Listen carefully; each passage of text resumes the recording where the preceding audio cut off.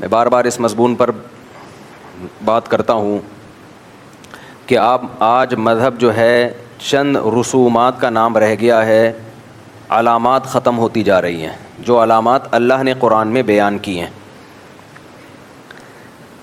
دیکھو، آپ کو اگر آپ کی کمپنی کی طرف سے کوئی کام آپ کے ذمہ لگایا جائے، کوئی بھی دنیا میں ادارہ ہے، فوج کا ادارہ ہو، کوئی پرائیویٹ ادارہ ہو، تو اس میں بڑے ادارے جتنے بھی ہوتے ہیں، چاہے وہ پرائیویٹ ہوں چاہے وہ گورنمنٹ کے ہوں، تو اس میں انکریمنٹ اور ترقی کے کچھ اصول اور ضابطے ہوتے ہیں۔ ان اصولوں اور ضابطوں کی روشنی میں آپ کی فائل بننا شروع ہوتی ہے۔ بھائی یہ امپلائی ہے، اگر اس نے یہ بھی کیا، ٹائم پہ اس کی حاضریاں بھی پوری ہیں اور اس کی کوئی شکایت بھی نہیں ہے، اس کا ایٹیٹیوڈ، اس کے اخلاق بھی ٹھیک ہیں، کوئی پھٹے کے واقعات بھی نہیں آئے، تو پوائنٹ بڑھتے چلے جاتے ہیں۔ وہ لگے بندے ہوتے ہیں۔ اب تو اے آئی سے بھی کام لیا جا رہا ہے اس میں، تو جو شخص بھی آپ کو ترقی دینے والا ہوتا ہے، جب وہ آپ کی فائل بنا کے بھیجتا ہے تو اس کو کوئی پرابلم نہیں ہوتی، وہ دیکھتا ہے بھائی پازیٹیو کتنے اور نیگیٹو کتنے۔ ایسا نہیں ہوتا آپ کو ترقی دینے سے پہلے گھنٹوں گھنٹوں بیٹھ کے آپ کے بارے میں پوچھا جائے۔ وہ کہتے ہیں بھائی اس کے 5-6 سال کا ریکارڈ نکال کے لاؤ، اور ریکارڈ ایک لگا بندہ ضابطہ ہے، اس لگے بندے ضابطے کے تحت دیکھا جائے گا کہ یہ ترقی کے قابل ہے یا نہیں ہے۔ باہر ملکوں کے لیے جب ہم اپلائی کرتے ہیں نا، تو اب اے آئی سے بھی انہوں نے ویزے ریجیکٹ کرنا اور ویزے دینا شروع کر دیے ہیں۔ بہت سارے کنٹریز ہیں، میرا چونکہ بہت تجربہ ہے ملکوں میں سفر کا اور اپلائی کرنے کا، تو ان سب کے کسی کنٹری میں ڈاکومنٹیشن کی ویلیو ہوتی ہے کہ ڈاکومنٹس آپ پورے کر کے دے دو تو ویزا لگے گا، نہیں کر کے دو، ایک بھی رہ گیا تو نہیں لگے گا ویزا۔ تو اب اس میں کیا ہوتا ہے، وہاں جو بندہ بیٹھا ہوتا ہے، میں پہلے بہت سوچتا تھا کہ یہ جو ویزے دینے کے لیے ان کی کونسلیٹ میں لوگ بیٹھے ہوئے ہوتے ہیں، یہ تو سارا دن 20-20 لوگوں کا ڈیٹا چیک کرنا اور پھر کس کو ویزا دینا ہے نہیں دینا، تو پاگل ہو جاتا ہوگا یہ۔ تو کوئی پاگل نہیں ہوتا، اس کو پتہ ہوتا ہے بھائی بینک اسٹیٹمنٹ دیکھنی ہے، ٹیکس دیکھنا ہے، اور پولیو سرٹیفکیٹ کا بعض ملکوں میں ٹی بی شی بی تو نہیں ہے، یہ سب سرٹیفکیٹ لگے ہوئے ہیں اس کی بلا سے۔ اب یہ نہیں ہے کہ وہ چیک کرے گا کہ یہ ٹی بی کا سرٹیفکیٹ صحیح ہے کہ نہیں ہے، اس کو لیب میں بھیجو، ٹی بی میں خود بھی چیک کروں گا۔ اگر وہ ایسا کرنا شروع کر دے تو ایک ہی بندے کی فائل چیک کرے گا۔ بعض ملکوں میں نا آپ کا ٹی بی کا ٹیسٹ بھی ہوتا ہے، تو اس میں ان کو پتہ ہے کہ پاکستان میں ڈرامے بازی بھی ہوتی ہے، تو انہوں نے ایک سسٹم بنا لیا کہ بھائی فلاں لیب کا رزلٹ ہم مانیں گے، اس کے علاوہ نہیں مانیں گے۔ اس لیب والوں کو انہوں نے ٹائٹ کیا ہوا، یار کوئی 2 نمبر ہی نہیں کرنا، تو فلاں لیب سے کروا کے لاؤ۔ اب جو ویزا دینے کے لیے بیٹھا ہے وہ دیکھتا ہے فلاں لیب کا سرٹیفکیٹ ہے یا نہیں ہے، بس کافی ہے۔ تو ایک لگا بندہ ضابطہ ہوتا ہے، آپ اس لگے بندے ضابطے کو کراس کرو گے تو وہ آپ کو کبھی بھی ویزا نہیں دے گا، کہے گا بھائی تم اس پہ اتر ہی نہیں رہے، میں اگر بادشاہ ہوں گا تو دے دوں گا، میں بادشاہ تھوڑی، میں تو ملازم ہوں۔ اب آپ جا کے ویزا دینے والے سے لڑ رہے ہو، پھڈا کر رہے ہو، دیکھ تو مجھے ویزا دے دے، مجھے امریکہ کا ویزا، ایموشنل بلیک میلنگ کر رہے ہو، جذباتی ہو رہے ہو، اور کبھی اس کو اپنی حاجت بتا رہے ہو، للہ فلہ دے دے، میرے چھوٹے چھوٹے بچے ہیں ٹھیک ہے، میں اپنی گلی کے گٹر کے ڈھکنوں کے لیے آواز اٹھا رہا ہوں، یار برے حالات ہیں یار، وہ دے دے گا ویزا۔ کہے گا بھائی جو ایک معیار بنایا ہے گورنمنٹ نے، اس معیار کو پورا کرو، اس کو پورا نہیں کرو گے۔ بعض ملکوں میں یہ ہوتا ہے کہ بھائی انٹرویو پہ مدار ہے، وہ انٹرویو لے گا آپ سے، اس میں بھی اسپیسیفک سوال پوچھے گا، ان سوال کے آپ جواب دے دو، وہ دے دے گا، نہیں دے گا ہوگے تو کہ چلو بھائی نکلو یہاں سے۔ یو ایس اے کے ویزے میں اکثر ایسا ہی، میں گیا ہوں نا، تو وہاں جو ویزے کی لائن لگی ہوتی ہے اس میں انہوں نے چند سوال پوچھنے ہوتے ہیں، ان کا تمیز سے جواب دے دو تو وہ دے دیتے ہیں ویزا، نہیں دو تو کہتے ہیں آئیں بائیں شائیں کرنے کی ضرورت نہیں ہے۔ کچھ لوگ جا کے نا بڑے فنٹر بنے ہوئے ہوتے ہیں، کیوں جا رہے ہیں؟ میں نے کہا میری بہن ہے، اس سے ملنے جا رہا ہوں۔ تیری بہن یہیں آ جائے گی وہ زیادہ ان کی یعنی مقصد ان کا کہنے کے ہوتا ہے، کوئی ویلڈ ریزن بتا بھائی تو کیوں جا رہا ہے، کہ بہن ہے تو بہن سے اسکائپ پہ بات کر لے، ویڈیو کال پہ۔ تو میں یہ کیوں مثالیں دے رہا ہوں؟ میں آپ کو مثالیں اس لیے دے رہا ہوں کہ دنیا کے بھی کچھ اصول اور ضابطے ہیں ترقی کے، پروموشن کے، انکریمنٹ لگنے کے۔ آپ یونیورسٹی میں ایڈمیشن کے لیے جاتے ہو تو ان کی ایک ریکوائرمنٹ ہے ہر یونیورسٹی کی، بھائی کم سے کم انٹر میں اتنی پرسنٹیج ہوگی تو ملے گا داخلہ۔ آپ کہیں بھی ورکنگ ویزے پہ جاتے ہو تو ملکوں کی قید ہے بھائی 21 سال سے کم والے کو ہم نہیں لیں گے۔ ڈاکومنٹس میں آپ نے دھاندلی کر دی، 18 والے کو 21 لکھ دیا، 21 والے کو 18، وہ ہے، لیکن اس کو ڈاکومنٹ چاہیے پورے، بھائی ہمیں 21 سال والا۔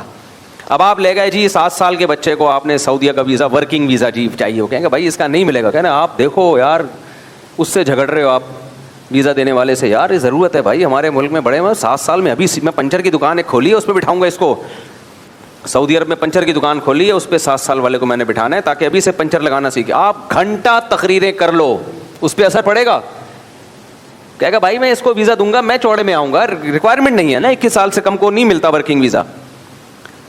یہ میں اس لیے آپ کو مثالیں دے رہا ہوں کہ جیسے دنیا کے کچھ اصول اور ضابطے ہیں اس میں آپ کی نہیں چلتی, آپ ایموشنل ہو رہے ہو, آپ رو رہے ہو, آپ ہاں ہو کر رہے ہو, وہ کبھی متاثر نہیں ہوگا. تو ہم پتہ ہے کیا کر رہے ہیں, اللہ نے جنتیوں کی کچھ علامتیں, کوئی ڈاکومنٹیشن ہے وہ پوری کرنی پڑے گی, پھر اللہ کہتا ہے تم آخرت میں کامیاب. وہ ڈاکومنٹیشن ہم پوری نہیں کر رہے, ہاں یہ شور مچا کے جنت حاصل کرنے کی کوشش کر رہے ہیں.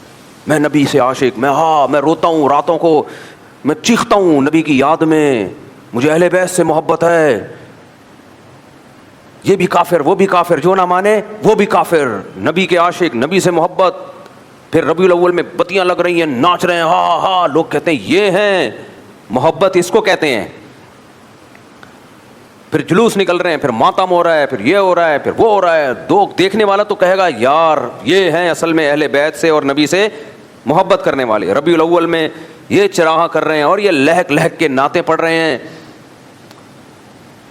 نعت تو بڑی مقدس چیز ہے یار, نعت تو بڑی مقدس چیز ہے. تو اس کو اس طریقے سے اسٹائل سے پڑھنا, انسان ظاہر کرتا ہے کہ میں یہ شو کروں مجھے نبی سے محبت.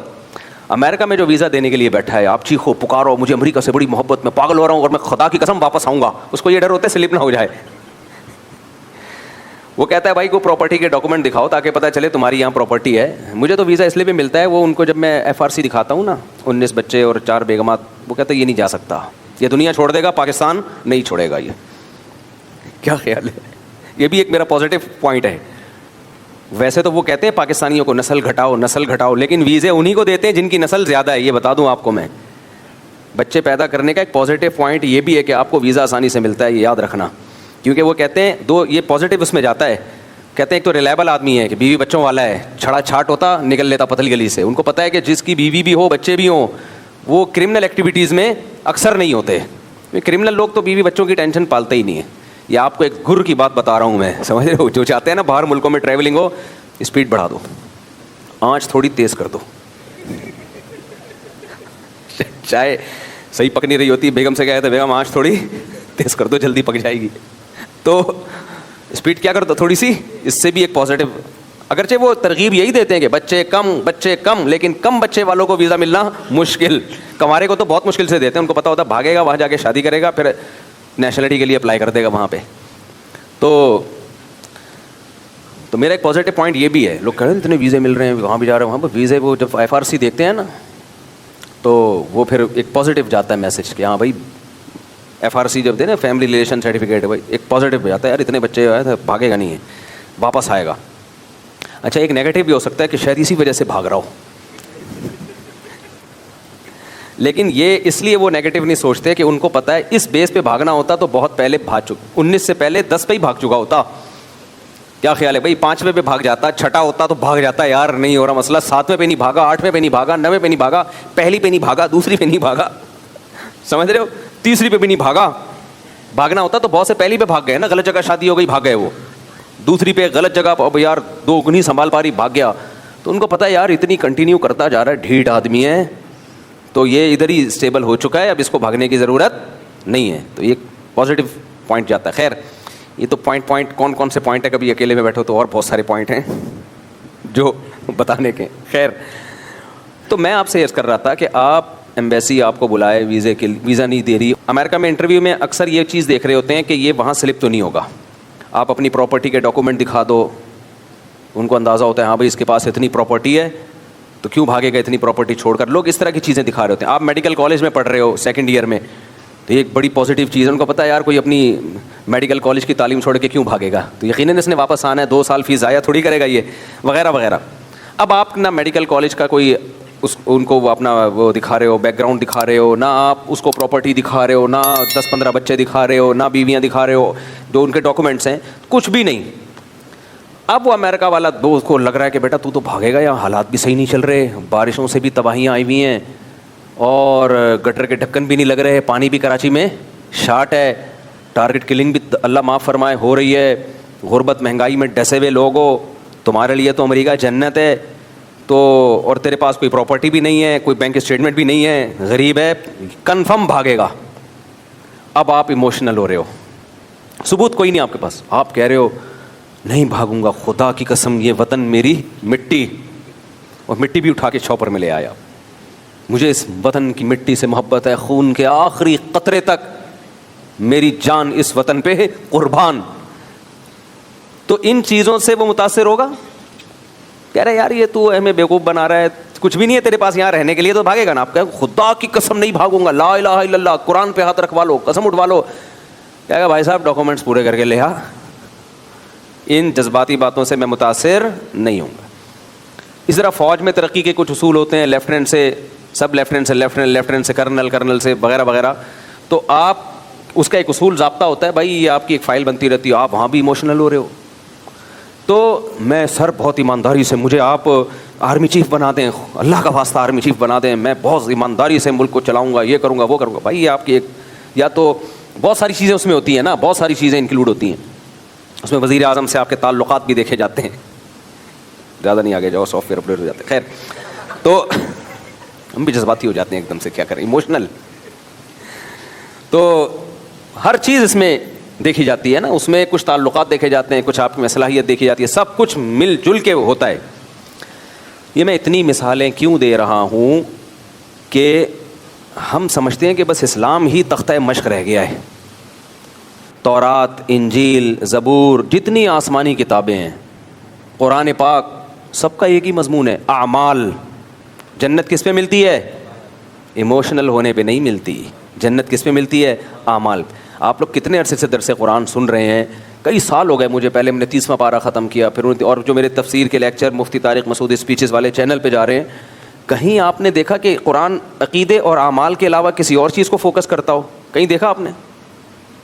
اہل ایمان کی صفات میں وہی باتیں جو بار بار ریپیٹ ہوتی ہیں۔ تبھی ہم جب قرآن پہلی دفعہ ہم نے پڑھنا شروع کیا نا، عربی گرامر سیکھ کے، اور جو ہمیں ترجمہ سمجھ میں آنا شروع ہوا، تو ہم بار بار سوچتے تھے کہ قرآن مختلف انداز سے ایک ہی بات کو، چند باتوں کو ریپیٹ کرتا ہے، باتیں وہی ہوتی ہیں لیکن انداز کیا ہوتا ہے؟ مختلف، وہی انہی باتوں کو ریپیٹ کرتا ہے۔ یہ ایک اشکال ہوتا تھا، تو قرآن نے خود اس اشکال کا جواب دیا کہ ہم بار بار اپنی آیات کو پھیر پھیر کے بیان کرتے ہیں، لعلہم یذکرون، تاکہ ان کو نصیحت حاصل ہو۔ ایک دفعہ میں بات سے نصیحت حاصل نہیں ہوتی، ہم کہتے ہیں اللہ تعالیٰ نے ایک دفعہ ایمان والوں کی یہ علامتیں بیان کر دیں تو چلو ٹھیک ہے، اللہ نے بیان کر دیں، یہ ہونی چاہیے مسلمانوں میں، لیکن قرآن پھر وہی علامتیں، پھر وہی علامتیں، پھر وہی علامتیں، پھر وہی علامتیں، بار بار، اس لیے انسان کو احساس ہو جائے بھائی یہی ہے، اس کے بغیر اللہ آپ سے راضی نہیں ہوگا، اور وہ اعمال ہیں۔ سمجھ رہے ہو کہ نہیں سمجھ رہے؟ وہ کیا ہیں؟ وہ اعمال ہیں، آپ کے چند اخلاقیات ہیں، وہ آپ کو اپنے اندر پیدا کرنی ہے، یعنی کچھ اندر کے اعمال ہیں، کچھ باہر کے اعمال ہیں، کچھ نظریات ہیں، عقیدے ہیں، عقیدہ توحید، ختم نبوت، رسالت، آسمانی کتابوں پہ ایمان، یہ جو چند عقیدے ہیں، ان عقیدوں میں بھی ہم نے گڑبڑ کی، اتنے پیچیدہ پیچیدہ عقیدے مارکیٹ میں لانچ کیے۔ بھائی اسلام تو بہت سیدھا سادہ ہے، ایک خدا پہ ایمان، اس کے سوا کسی کو نہیں پکارنا، تمام پیغمبروں پہ ایمان، نبی صلی اللہ علیہ وسلم آخری نبی ہیں، آپ کے بعد کوئی پیغمبر نہیں آئے گا، تمام آسمانی کتابوں پہ ایمان، آخری آسمانی کتاب کون سی ہے؟ قرآن، جس نے تمام کتابوں کو منسوخ کر دیا، اور موت کے بعد دوبارہ زندگی ہے۔ یہ بہت آسان ہے، لیکن ہم نے اس میں بھی جا کے عرش کی مٹی قبر کی مٹی سے افضل ہے یا نہیں ہے، اس میں تو بھائی دونوں رائے ہو سکتی ہیں، کوئی وہ والی رائے رکھ لے تو بھی ٹھیک ہے، دوسری رائے رکھ لے تو بھی ٹھیک، اس میں تو بحث کی ضرورت ہی نہیں ہے، یہ ہمارے بنیادی عقیدوں میں سے نہیں ہے۔ لیکن ان چیزوں پہ پھر وہ آگے حیات النبی، ممات النبی کے جھگڑے، اتنے عوام تو اس میں پس کے رہ جاتی ہے، وہ کہتے ہیں حیاتی جنتی، وہ کہتے ہیں مماتی دوزخی، مماتی کہتے ہیں حیاتی دوزخی، وہ کہتے ہیں مماتی۔ عوام جو کراچی میں تو یہی نہیں پتہ ہے حیاتی مماتی ہوتا کیا ہے، لیکن آپ دیکھو ایک حیاتی کی مسجد میں جاؤ گے، جو متشدد لوگ ہیں ان کی بات کر رہا ہوں، وہ مماتیوں کی صبح و شام، اس کا ایسا لگتا ہے زندگی کا مقصد ہی یہی ہے کہ مماتی جہنمی ہے، حالانکہ کوئی اختلاف نہیں ہے، چند الفاظ کا تھوڑا سا کھیل ہے بس۔ اور اگر ہے بھی تو چپ کر جاؤ یار, چھوڑو, کیا کرنا ہے اتنی ڈیپ میں جا کے باتیں بیان کرنے. عوام کو دوسری چیزوں میں لگاؤ جو قرآن نے جن چیزوں کو فوکس کیا ہے. میں اکثر ایک واقعہ سناتا ہوں نا, ہمارے یہاں جو فرقہ واریت کس اسٹائل کی چل رہی ہے, واقعہ تو کئی دفعہ سنا چکا ہوں لیکن موقع کی مناسبت سے دوبارہ آ جائے تو اچھا ہوتا ہے. کہتے ہیں کسی جنگل میں 2 آدمی ملے, حالانکہ جنگل میں تو جانور ہوتے ہیں نا, اتفاق سے کوئی گم گیا ہوگا, دوسرا بھی مل گیا. تو انہوں نے کہا یہ بھی ایک بندہ میری طرح کا یہاں راستہ بھول گیا ہے, کہیں دنیا میں تھے نا وہ, تو امریکہ کے فرض کرو امریکہ کے جنگلوں میں. تو اس نے دوسرے سے پوچھا یار ماشاء اللہ اور تو بھی مجھے مل گیا, تو ہے کیا؟ اب اس کو ڈر لگ رہا ہے پتہ نہیں یہ کون سے مذہب کا ہے, کون سے کنٹری کا ہے, دشمن نہ نکلے کہیں. یار تو کدھر کا ہے؟ اس نے کہا میں پاکستان. اڑے زندہ باد, اتفاق سے میں بھی کہاں کا ہوں, Pakistan. Nice to meet you, بڑی خوشی ہوئی آپ سے مل کے, اپنا ملک ایک ہی نکلا. اچھا یار تو یہ بتا کہ تیرا مذہب کیا ہے؟ مسلمان ہوں. اڑے ہم بھی کیا ہیں, مسلمان. ویری گڈ, زبردست مذہب. اب آپ کا خوف آہستہ آہستہ کیا ہو رہا ہے, بولو, کم ہو رہا ہے کہ یار اپنا ہی ہے, ہر لحاظ سے اپنا ہے. ابھی مسلمانوں میں فرقے ورقے بہت چل رہے ہیں آج کل مارکیٹ میں.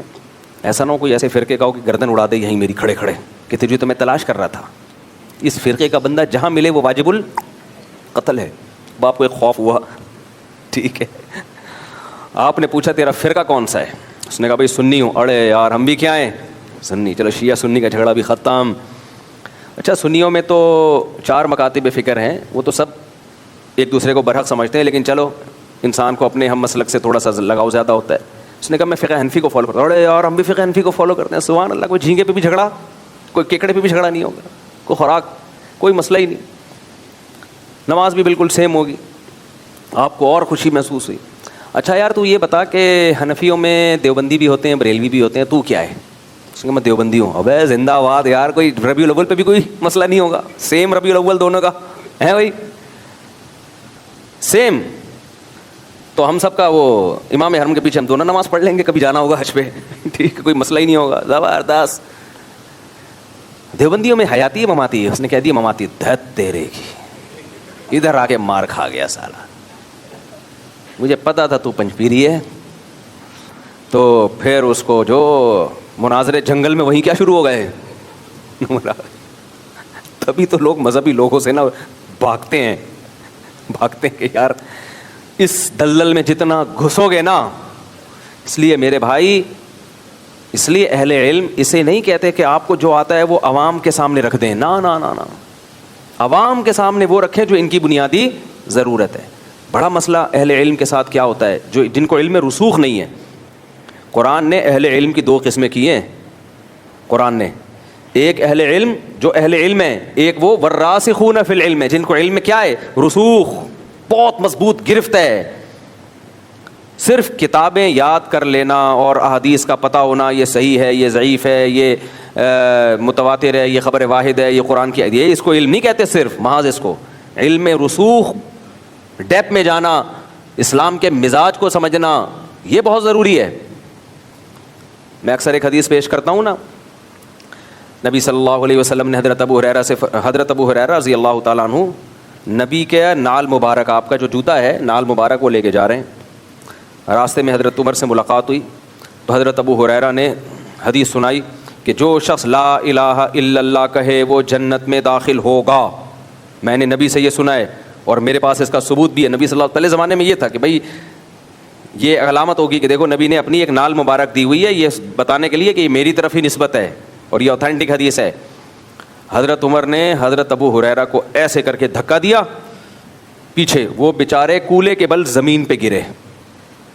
فخررت علستی, اور واپس حضرت عمر نے فرمایا واپس. حضرت عمر بڑے جلالی تھے نا, جلالی. اچھا ہمارے دور میں ایسا ہوتا تو فوراً نبی کی حدیث کے گستاخ کا شاید فتویٰ لگ جاتا کہ وہ نبی کی حدیث سنا رہے ہیں اور یہ ان کو کیا کر رہے ہیں, دھکا. حضرت عمر سے پوچھا جائے تو وہ کہیں گے, جیسے کہ پوچھا گیا, نبی نے پوچھا, اے عمر تم نے ان کو میری حدیث پیش کر رہے تم نے ان کو دھکا کیوں دیا؟ تو حضرت ابو ہریرہ روتے ہوئے نبی کے پاس گئے, یا رسول اللہ میں نے عمر کو حدیث سنائی, انہوں نے مجھے ایسے کر کے دھکا دیا. تو نبی نے عمر سے پوچھا رضی اللہ عنہ, اے عمر تم نے ایسا کیوں کیا؟ فرمایا یا رسول اللہ اذن یتکل الناس او کما قال, فرمایا لوگ تو اس حدیث کو سن کے اسی پہ اعتماد کر لیں گے. لوگوں کے سامنے حدیث کا یہ ٹکڑا آئے گا بس کہ جو لا الہ الا اللہ کہتا ہے جنت میں جائے گا, تو لوگ کہیں گے اچھا بھائی برے اعمال بھی کرتے رہو, صرف لا الہ الا اللہ کہہ لو اور کہاں چلے جاؤ, جنت میں. کیا مطلب؟ ابو ہریرہ یہ جب یہ بات پبلکلی بتائیں گے تو یہ لوگوں کی مینٹیلٹی سے اوپر کی ہوگی. تو آپ صلی اللہ علیہ وسلم نے حضرت عمر کو ملامت نہیں کی. یہاں ایک اشکال ہوتا ہے, پھر نبی نے کیوں بتائی حضرت ابو ہریرہ کو؟ کیا معاذ اللہ حضرت عمر کا کی توقع سید الانبیاء سے زیادہ تھی کیا؟ بھائی نبی نے, یہ اشکال تو پھر پیغمبر صلی اللہ علیہ وسلم پر بھی ہوتا ہے نا, کہ نبی نے کیوں بتا دی. دیکھو نبی صلی اللہ علیہ وسلم کا کام علم کی اشاعت ہے, تبھی تو حضرت ابو ہریرہ نے بعد میں یہ حدیث بتا دی نا سب کو, کیونکہ نبی کی تو ذمہ داری ہے جو بات ہے وہ لوگوں کے سامنے رکھی جائے. اور حضرت عمر نے یہ دیکھا کہ ایز اٹ از جب یہ لوگوں کے سامنے جائے گی تو لوگ اس کا صحیح مطلب نہیں لیں گے, تبھی نبی سے دنیا کے جانے کے بعد حضرت ابو ہریرہ نے یہ حدیث پھر بتائی لوگوں کو, تاکہ علم کا کتمان نہ ہو, یعنی علم نہ چھپے. کیونکہ اس وقت دوسری حدیثیں ہیں جن میں اعمال کی ویلیو ہے, وہ حدیثیں بھی امت کے سامنے آ گئی تھیں. اور نبی صلی اللہ علیہ وسلم نے یہ کام اس لیے کیا, اس میں حکمت تھی حضرت عمر رضی اللہ تعالی عنہ کی تفقع اور بصیرت کو بیان کرنا. بعض کام نبی کے دور میں ایسے ہوئے ہیں کہ اس میں کسی اور صحابی کی فضیلت کو بیان کرنے کے لیے, اس کی مثال ایسے ہے جیسے نبی صلی اللہ علیہ وسلم کو حضرت عمر نے مشورہ دیا کہ عورتوں کو پردے کا حکم دیا جائے, آپ صلی اللہ علیہ وسلم نے اس مشورے پہ عمل نہیں کیا, لیکن آسمان سے آیتیں نازل ہو گئیں کہ آپ عورتوں کو پردے کا حکم دیں. کئی سارے احکام ایسے ہیں جو حضرت عمر نے بتائے اور وہ قرآن کا حکم بن کے نازل ہو گئی. نبی نے نہیں کیے وہ شروع میں. کیوں؟ کیونکہ اسلام کا ایک بڑا مقصد سیدنا عمر کی فضیلت بیان کرنا بھی تھا, کیونکہ نبی کے بعد ابو بکر اور عمر نے ہی اس جگہ کو سنبھالنا تھا, نبی کی جانشینی ادا کرنی تھی. تبھی تو حدیث میں آتا ہے کہ میرے بعد ابو بکر اور عمر کو فالو کرو. تو اس میں حکمتیں ہوتی ہیں. خیر موضوع سے میں ہٹ رہا ہوں. تو میں یہ بات عرض کر رہا تھا آپ کے سامنے, یہ بات یہاں سے آئی کیسے کہ یہ علم کا لیول ہوتا ہے ہر شخص. ہاں میں یہ کہہ رہا تھا کہ وہ دیکھو اب وہ جو جنگل میں ملے تو وہ بالکل ہی ان کا آخری پہ حیاتی مماتی پہ آ کے ان کا جنگل میں پھٹا شروع. ہمارے استاذ نے ایک واقعہ سنایا کہ کئی سال پرانا واقعہ ہے کہ ایک KPK سے ایک خاتون حج پہ گئی, اس کا بچہ گم گیا. وہ بوڑھی خاتون تھی, عمرے میں نا, عمرہ یا حج پہ اس کا بچہ گم گیا. تو کسی نے بچہ تلاش کر کے, کسی مولوی صاحب نے بچہ تلاش کیا, بہت بیچاری رو رہی تھی, بچہ لا کے اس خاتون کو دے دیا. وہ بڑی خوش ہوئی, ماشاء اللہ بیٹا اللہ جزائے خیر دے. تو اس خاتون نے KPK میں کسی ایسے علاقے سے تھی جہاں یہ حیات النبی ممات النبی کا پٹا بڑا چل رہا تھا. تو اس سے پوچھا کہ تم حیاتی ہو مماتی ہو؟ اس نے کہتی ہے میں پنج پی رہی ہوں. کہتے ہیں اتنا غصے ہوئی ہے نا وہ, یعنی اس کو افسوس ہو رہا تھا کہ یہ کاش کسی حیاتی نے تلاش کیا ہوتا, یعنی پنج پیری نہ ہوتا جس نے یہ. تو ہمارے استاذ کہہ رہے ہیں حیران ہے تو اپنے بچے کو لے, تیرا بچہ کسی نے لا کے دے دیا, اس کا شکریہ ادا کر, تجھے اس سے کیا لینا دینا کہ وہ پنج پیری ہے یا حیاتی ہے, کیا لینا دینا. تو یہ چل رہا ہے مارکیٹ میں. ہاں میں یہ بات کر رہا تھا کہ علم کی ہر بات عوام کو کے سامنے بیان کرنے کی نہیں ہوتی. لوگ ہمیں بھی کہتے ہیں نا مفتی صاحب کے پاس کوئی علمی صلاحیت نہیں ہے, ہلکا پھلکا بیان کر رہے ہوتے ہیں, لطیفے چٹکلے اور شادیوں وادیوں کی باتیں. بھائی علمی بیانات مدرسوں میں ہوتے ہیں, طلبہ کے سامنے ہوتے ہیں, عوام کے سامنے, کیونکہ قرآن بہت آسان ہے, جنت میں جانے کے لیے بیسک اصول بہت آسان ہے, تو ان کو ہی فوکس کیا جائے گا. علمی بقراتیوں میں, افلاطونیوں میں اور بہت پیچیدہ ٹیکنیکل قسم کے چیزوں میں لوگوں کو الجھانا, اس سے آپ کی دھاک تو بیٹھ جائے گی. لوگ بولیں گے یار ویل ایجوکیٹڈ آدمی معلوم ہوتا ہے, انگلش بھی, عربی شربی کی اصطلاحات بھی, اور یہ ٹھیش پیش. آج کل یہی اسکالر کر رہے ہیں, جن کو انگلش آتی ہے تو ٹھیش پیش لگا دیں گے, کچھ سینٹنس گھسڑ دیے, لوگ کہتے ہیں بڑا پڑھا لکھا ہے. ابے بھائی فضول بات کر رہا ہے, نہ سر نہ پاؤں, باتوں سے باتیں نکلتی ہیں, کیا کروں. یوٹیوب پہ یہ بہت ہو رہا ہے آج کل. پہلے قبل حکیم صاحب آیا کرتے تھے, انگلش آتی تھی حکیموں کو, اچھے حکیم ہوتے تھے, ماہر, اردو میں بات کر رہے ہوتے تھے, جگر کو جگر کہہ رہے ہوتے تھے, گردے کو گردہ کہہ رہے ہوتے تھے, لیکن ہوتے بڑے ماہر حکیم تھے, ان کی بڑی تحقیق ہوتی تھی. اب اس طرح کی گاڑی اردو کوئی بولے گا تو لوگ سمجھتے ہیں یہ حکیم کو انگلش تو آتی نہیں ہے, تو ایسے ہی پاگل ہوگا. اب حکیموں کا بھی ٹرینڈ چینج ہو گیا ہے. اب جو 2 نمبر حکیم ہے کیا کرتے ہیں, ایک آدھ چکر ان کا یورپ امریکہ کا لگ چکا ہوتا ہے, ایک آدھ مہینہ وہاں کے بھی کسی ادارے میں کچھ آرگینک چیزیں انہوں نے پڑھ لی ہوتی ہیں, پھر وہ آتے ہیں, پھر وہ انگلش مارتے ہیں, پھر ٹی وی چینل میں ایک تو 3 پیس سوٹ ٹائی میں آتے ہیں. لوگ کہتے ہیں یہ ایجوکیٹڈ, امریکہ سے حکیم بن کے آیا. یہ وہاں بھی ہوتا ہے نا, یا امریکہ کینیڈا وغیرہ میں بھی ایسے ادارے ہیں جو آرگینک یا خوراکوں پہ تحقیقات کرتے ہیں. تو 6 مہینے کے شارٹ کورسز کیے ہوئے ہوتے ہیں, کچھ بھی نہیں آتا ان کو, لیکن لوگوں میں کہ امریکہ سے بھائی اونین کے بارے میں کہاں سے, پیاز نہیں بولے گا, جو سارے پاکستانیوں کو سمجھ میں آ رہا ہے پیاز کا مطلب, یہ بولے گا اونین, جو صرف ڈیفینس کلفٹن میں اور چند پھر غریب آدمی اس کا ترجمہ دیکھ رہا ہوگا اونین ہے کیا, لیکن انسپائر بہت, متاثر بہت ہو رہا ہوگا, یار اونین, لہسن نہیں, ادرک نہیں, وہ گئے لہسن ادرک ہری مرچیں, حالانکہ وہ سب کو سمجھ میں آ رہا ہے آسانی سے. کالی مرچ, لہسن, ادرک, ہر, اور خواتین کے جو چینل ہیں اس میں تو لہسن ادرک ہے ہی نہیں, اس میں تو اور انگلش ٹھش پھش, ایسا آدمی کہتا ہے بے یہ ہے لہسن, یہ اس کو بولا ہے لہسن کو, گارلک, اور وہ بھی ٹھیک ہے, وہ اس کے میں خلاف نہیں ہوں. ابے میجورٹی تو اردو جانتی ہے نا, جب میجورٹی انگلش پہ آ جائے گی تو آپ بھی بول لینا. میجورٹی کو تو وہی زبان میں بات کرو جو اس کی سمجھ میں آ رہی ہے, لیکن اس سے بھرم نہیں آئیں گے تو لہٰذا ٹھش پھش. تو وہ کیا کر رہے ہوتے ہیں, اب میں تو یوٹیوب دیکھتا ہوں نا, ہیلتھ چینل تو میں بہت شوق سے دیکھتا ہوں, تو آ کے نا اس لیے مجھے یوٹیوب پہ پتہ چل جاتا ہے یہ 1 نمبر حکیم ہے یا 2 نمبر ہے, یہ 1 نمبر ڈاکٹر ہے یا 2 نمبر ہے, ڈاکٹروں کا بھی پتہ چل جاتا ہے. تو اتنا سن کے, اور بڑے بڑے ڈاکٹروں سے تعلقات بھی ہیں تو پتہ چل جاتا ہے, ان کو بھی ویڈیوز بھیج کے میں کرواتا ہوں, پوچھتا ہوں کہ کیا پھینک تو نہیں رہا, تو بس بات بتا رہے ہوتے لمبی پھینکی ہے. بعض کہہ رہے ہوتے ہیں امریکہ کے جو ابھی ایک نئی ریسرچ آئی ہے بالکل جدید تحقیق ہے, اور ڈاکومنٹس پیش کر رہے ہوتے ہیں. میں وہ ڈاکومنٹ امریکہ میں ڈاکٹروں کو بھیجتا ہوں, کہہ رہے ہیں یار اس قسم کی کوئی تحقیق, یہ پتہ نہیں کہاں سے اس نے چھپوایا ہے اور چھپا کے ڈال دیا ہے. ہمیں کیا پتہ چل رہا ہوتا ہے کہ یار یہ اوتھینٹک ہے بھی یا نہیں, ہمیں پتہ چل رہا ہوتا ہے, ہم تو انگلش دیکھ رہے ہوتے ہیں, کوئی ایک ٹھپا لگا ہوا ہوتا ہے کہیں سے, ادھر سے کسی موچی سے لے کے ٹھپا لگا دیا, کیا پتہ چل رہا ہوتا ہے یار. تو اس لیے یوٹیوب کی کوئی بھی تحقیق ہوتی ہے ریلائبل ڈاکٹروں سے پوچھیں, سمجھتے ہو. خیر, تو اب اس میں کیا ہوتا ہے, وہ قبلہ حکیم صاحب 3 پیس سوٹ ٹائی میں آنے لگے ہیں, اور اب وہ تھوڑا سا انگلش بھی بولنے لگے ہیں. تو اس انگلش کی وجہ سے لوگ کہتے ہیں پڑھے لکھے حکیم ہے, کچھ بھی نہیں ہے میرے بھائی. تو کوئی باقی پڑھا لکھا ہو, بوڑھا ہو, ایجڈ ہو, تجربہ ہو, وہ اس کو ان بھرم سے متاثر نہ ہوا, کہاں سے کہاں بات چلے گی. خیر میں جلدی سے بات کو سمیٹتا ہوں. تو میں یہ عرض کر رہا تھا کہ لوگوں کی مینٹیلٹی کے حساب سے ان سے بات کرنی چاہیے. میں جب طلبہ کو درس قرآن کی ٹریننگ دیا کرتا تھا, کئی سال میں نے جامعۃ الرشید میں طلبہ کو درس کی ٹریننگ دی ہے, تو اپنے سامنے بلا کے ان سے تقریر کروانا, اپنے سامنے بٹھا کے ان کو درس قرآن دلوانا, یہ میری ذمہ داری تھی.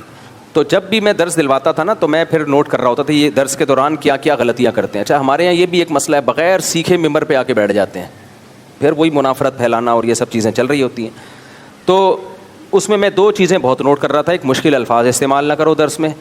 نمبر 2, درس میں آپ نے یہ نہیں دیکھنا کہ مجھے کیا آتا ہے. درس دینے سے پہلے آپ کو بہت کچھ آتا ہے جس سے آپ کی علمی دھاک بیٹھ سکتی ہے, بہت کچھ آتا ہے.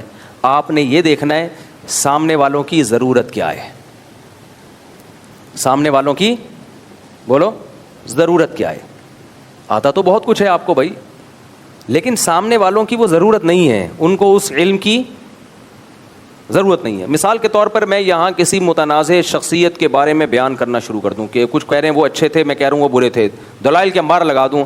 اب اس شخصیت سے ہمارا کوئی لینا دینا نہیں ہے, نہ قبر میں ہم سے اس کے بارے میں سوال ہوگا, نہ دنیا میں اس کا کوئی اثر پڑ رہا ہے ہمارے اوپر. تو اس سے یہ تو پتہ چل جائے گا مفتی صاحب کا مطالعہ بہت ہے, لیکن ایک بھرم بیٹھ جائیں گے, عوام کو کوئی فائدہ نہیں ہوگا اس سے. اب دیکھو, ایک ڈاکٹر نے لوگوں کو جمع کیا, ہارٹ اسپیشلسٹ ہے, ہارٹ اسپیشلسٹ ڈاکٹر ہے, اس نے پبلک کو جمع کیا, آؤ میں آپ کو ہیلتھ کے بارے میں انتہائی اہم معلومات دینے والا ہوں. بلکہ ہارٹ اسپیشلسٹ نہیں ہے, کسی ایسی بیماری کا اسپیشلسٹ ہے جو لاکھوں میں کوئی 1 آدھ لوگوں کو ہوتی ہے. ایسی بیماریاں بھی ہیں جو ہزاروں لاکھوں میں 1 آدھ لوگوں کو ہوتی ہیں. اب اس نے بلا کے وہ پورے لیکچر دینا شروع کر دیے, ڈائیگرام بنا کے, ایسی ہوتی ہے بیماری اتنی خطرناک, اور اس بیماری کا ایک پیشنٹ بھی مجمع میں موجود نہیں ہے. تو پتہ ہے وہ بیماری تو لوگوں کو اس سے فائدہ ہو نہ ہو, اس بیماری کے بارے میں بحث مباحثے کی خارج کی بیماری بہرحال پیدا ہو جائے گی. نہیں آئی میرا خیال ہے بات؟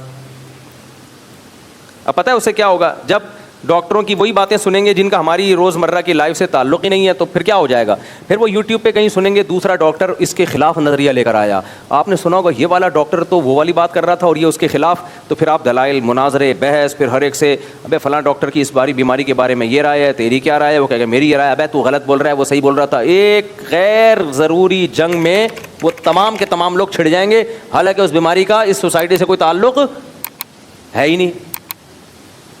مردوں کو بٹھا کے زنانہ بیماریوں پہ ڈسکشن شروع کر دے کوئی, اب سارے مردوں کو بلایا اور مینسز کے بارے میں ڈیٹیل, مرد بولیں گے بھائی یہ ہمارا مسئلہ تھوڑی ہے بھائی, ان کو ٹرین کر رہے ہیں. تو بھائی یہ ڈاکٹروں میں یہ بات کرو, کیونکہ ان کو کبھی خواتین کا علاج کرنا پڑتا ہے, کبھی مردوں کا علاج, تو ان کو بتاؤ. مرد کو آپ یہ کیوں بتا رہے ہو؟ میں اگر حیض و نفاس کے مسائل مردوں کو سکھاؤں, یا تو شادی شدہ مردوں کو, تاکہ وہ اپنی بیویوں کو سکھائیں, تو سمجھ میں آتا ہے. وہیں میں مردوں کو سمجھانا شروع کر دوں تو بولیں گے یار ہمارے ساتھ یہ مسئلہ تھوڑی ہے, پریگنینسی کے بعد آپ نے اپنی فٹنس کو کیسے قائم رکھنا ہے, بچہ پیدا ہونے کے بعد جو ہے نا دوبارہ ویٹ اپنی اصل حالت پہ آ جائے. اس پہ میں لیکچر تو آدمیوں میں لیکچر دے رہا ہوں. تو شروع میں تو آپ کو عجیب سا لگے گا, لیکن پھر پتہ کیا ہے, آپ کو موٹاپے کی بیماری لگے نہ لگے, اس مسئلے پر بحث کی بیماری باہر لگ جائے گی. پھر آپ دوسرے ڈاکٹروں کو جا کے چھیڑیں گے, بتا یار خواتین کے اگر بچہ پیدا ہو جائے تو دوبارہ واپس ویٹ کیسے مینٹین ہوتا ہے. وہ بتائے ایسے, ابے چل تیرے کو کیا پتا, اس نے پوری ریسرچ سے بات کی, اس طرح سے ہوتا ہے. پھر وہ کہہ گیا نہیں اس طرح نہیں, وہ ڈاکٹر ایسا ہے, اس کو کیا پتا. بھائی تیرے کو تیرے کو پتا ہے, اس کو زیادہ پتا ہے. نہیں مجھ کو زیادہ پتا ہے, لیا میرے سامنے چیلنج. پھر تیسرا ڈاکٹر الگ, پھر 2 فرقے ایک محلے میں بن جائیں گے, حالانکہ ان کا اس مسئلے سے کوئی تعلق ہوگا ہی نہیں. گنجے کو آپ بتا رہے ہو یہ والی کنگھی زیادہ مناسب ہے بال بنانے کے لیے, برش سے بال بنانے کے بجائے اس کنگھی سے بنایا کر بال. تو گنجے کو بال بنے نہ بنے یہ بیماری بحث کی, یہ خارش کی بیماری لگ جائے گی. ہمارے کراچی میں ایک مولوی صاحب تھے, ان کے ممبر پہ جب بھی جاؤ نا وہ حیات ممات کا مسئلہ بہت, ان کا ہر ہفتے کا مسئلہ ہی یہی تھا. میں اس وقت درجہ خامسہ میں 5ویں سال میں پڑھتا تھا. تو مجھے یاد ہے ہمارا ایک طالب علم, دیکھو میرا وہی عقیدہ ہے تو جمہور کا عقیدہ ہے, نبی صلی اللہ علیہ وسلم قبر مبارک میں برزخی حیات کے ساتھ زندہ ہیں, قبر مبارک میں برزخی حیات کے ساتھ زندہ ہیں. تو کیونکہ مجھ پہ بھی لوگ فتوے لگانا شروع کر دیتے ہیں, تو وہ کیا ہوا, تو وہ ہر ہفتے یہی مسئلہ, ہر ہفتے جمعے میں یہی مسئلہ. تو ایک طالب علم اجازت مانگ رہا تھا کہ حضرت وہ بہت بڑے عالم, بہت بڑے تھے وہ, کہ حضرت بہت بڑے عالم ہیں, میرے استاذ کے پاس آیا کہ بہت بڑے عالم ہیں, بڑے بزرگ ہیں, میں ان کے بیان میں چلے جایا کروں. ہمارے استاذ اجازت نہیں دے رہے تھے, بولے نہیں جاؤ. تو میں نے کہا حضرت ان کے عقیدے میں ہمارے عقیدے میں کوئی فرق تو ہے نہیں, اور ہیں بھی نیک اور علم ہے, تو آپ ان کو کیوں نہیں جانے دے رہے. یا تو ہوتا نا کوئی ایسی بات کر رہے ہوتے جو قرآن و سنت کے خلاف. تو ہمارے استاذ نے کہا اصل میں خارش کی بیماری لگے گی اس کو, ابھی ایک طالب علم ہے, اس کی سیکھنے کی عمر ہے. تو یہ جب وہاں بار بار ایک ہی ٹاپک, ایک وہ شادیوں والا ٹاپک نہیں تھا, کوئی اور ٹاپک تھا. شادیوں والا تو ٹاپک اس لیے ہے نا کہ وہ تو ہم سب کا مسئلہ ہے, وہ تو ہم سب کا, میرا نہیں ہے, اب آپ سب کا مسئلہ ہے وہ. تو وہ تو ہر جگہ کی ضرورت ہے نا, ہر گھر کی ضرورت ہے وہ تو اس لیے میں بولتا ہوں ہر مسلمان کی خواہش ہے یہ, ہر اب تو ویزا بھی میں نے بتایا کہ لگے گا. تو وہی یہی مسئلہ وہ بیان کرتے تھے, حیات ممات, حیات النبی ممات النبی, ہر وقت. تو انہوں نے کہا یار ایسی خارش لگ جائے گی نا تمہیں کہ زندگی بھر پھر کسی اور کام کے نہیں رہو گے. تو اس لیے انہوں نے روک دیا, اس طالب علم کو بچا لیا. آج وہ بہت سارے دین کے اچھے کام کر رہے ہیں, خدمت کر رہے ہیں دین کی, ورنہ لگتا تو بس ساری زندگی اسی میں کھپا دیتا. تو خیر ہم بات اپنے اصل ٹاپک کی طرف آتے ہیں. تو میں یہ کر رہا تھا, دیکھو ہماری ضرورت کی جو بنیادی چیزیں ہیں. اچھا ایک تو میں نے مثال دی آپ کو کہ آپ کی ڈاکومنٹیشن مکمل ہونی چاہیے. آپ کی ایموشنل بلیک میلنگ سے یا ایموشنل ہونے سے ویزا دینے والے کی صحت پہ کوئی فرق نہیں پڑتا. آپ کو گورنمنٹ جاب میں ترقی چاہیے تو آپ کی چیخ و پکار سے کوئی فرق نہیں پڑتا.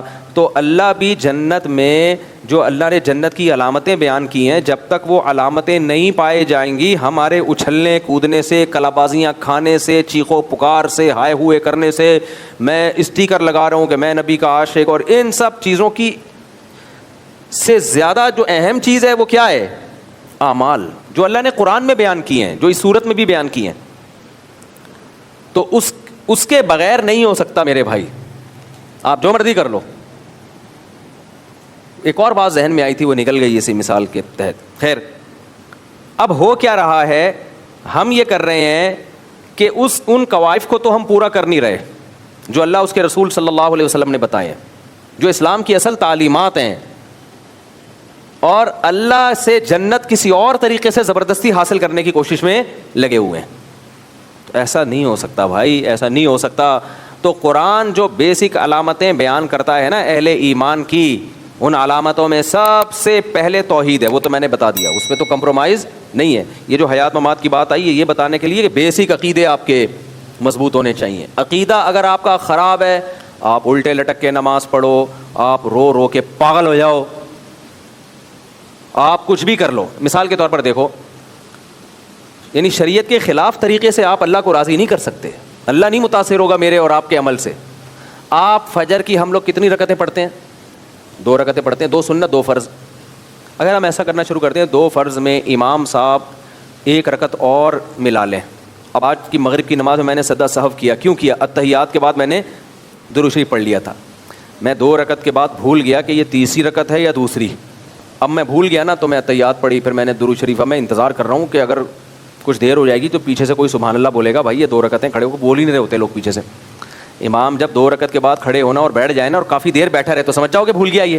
سلام پھیرنے کے بعد بتاتے ہیں, پھر لوگ سلام پھیر دیتے ہیں, پھر لوگ کہتے ہیں خیریت, تو اس سے تو ان کی نماز چھوٹ جاتی ہے نا. ابھی موقع ہے, ابھی سدا صاحب سے تلافی ہو جائے گی.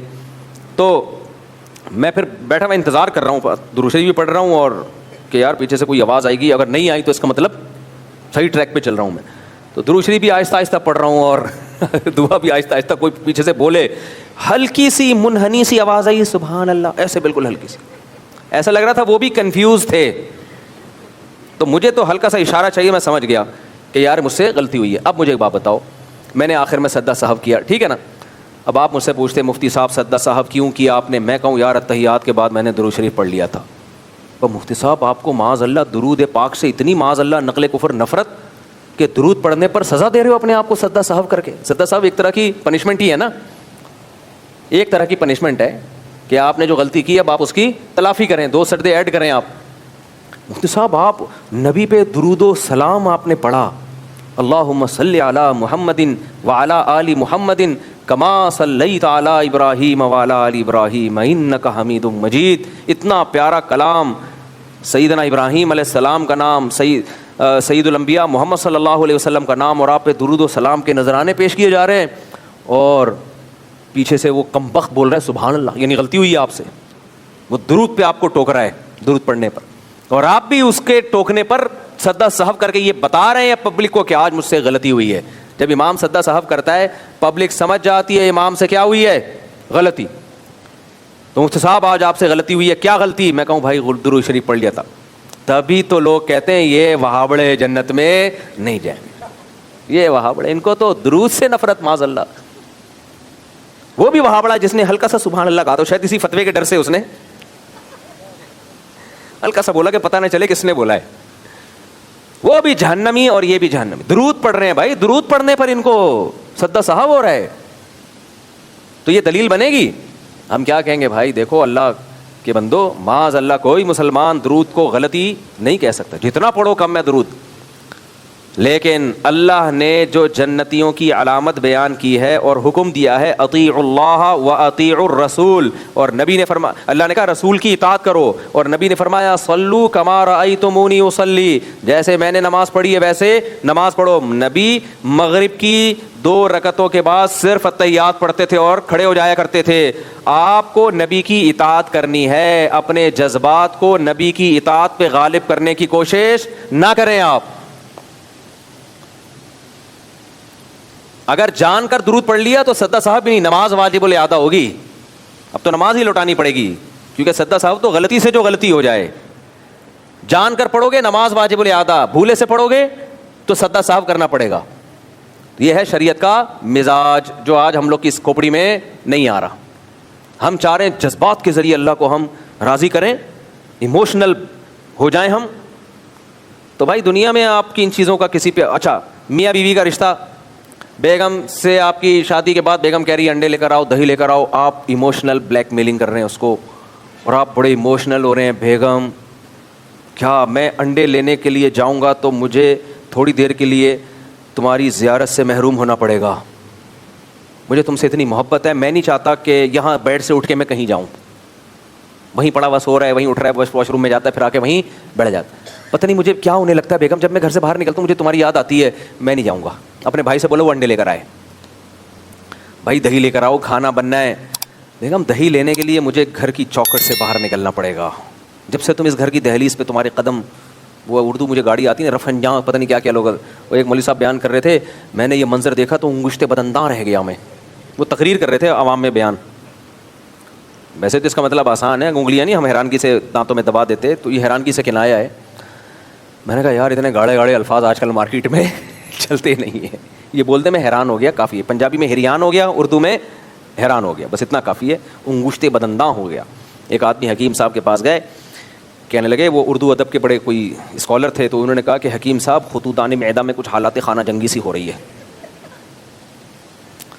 حکیم صاحب نے کہا یار بہت سارے ملکوں میں جنگ کا میں نے سنا ہے, ابھی کوئی نئی جنگ چھڑ گئی ہے کسی ملک میں؟ بھائی بہت سارے ملکوں میں جنگ ہو رہی ہے, ابھی انڈیا پاکستان کی ریسنٹلی ہوئی ہے, تو ابھی کون سا؟ وہ کہہ رہا بھائی خطوطان معدہ میں حالات خانہ جنگی سی ہو رہی ہے. حکیم کی سمجھ میں ہی نہ آئے, پھر وہ بار بار پیٹ کی طرف اشارہ ہو کہ کم بخت یہ بولنا پیٹ میں درد ہو رہا ہے, یہ بول سیدھا سیدھا. تو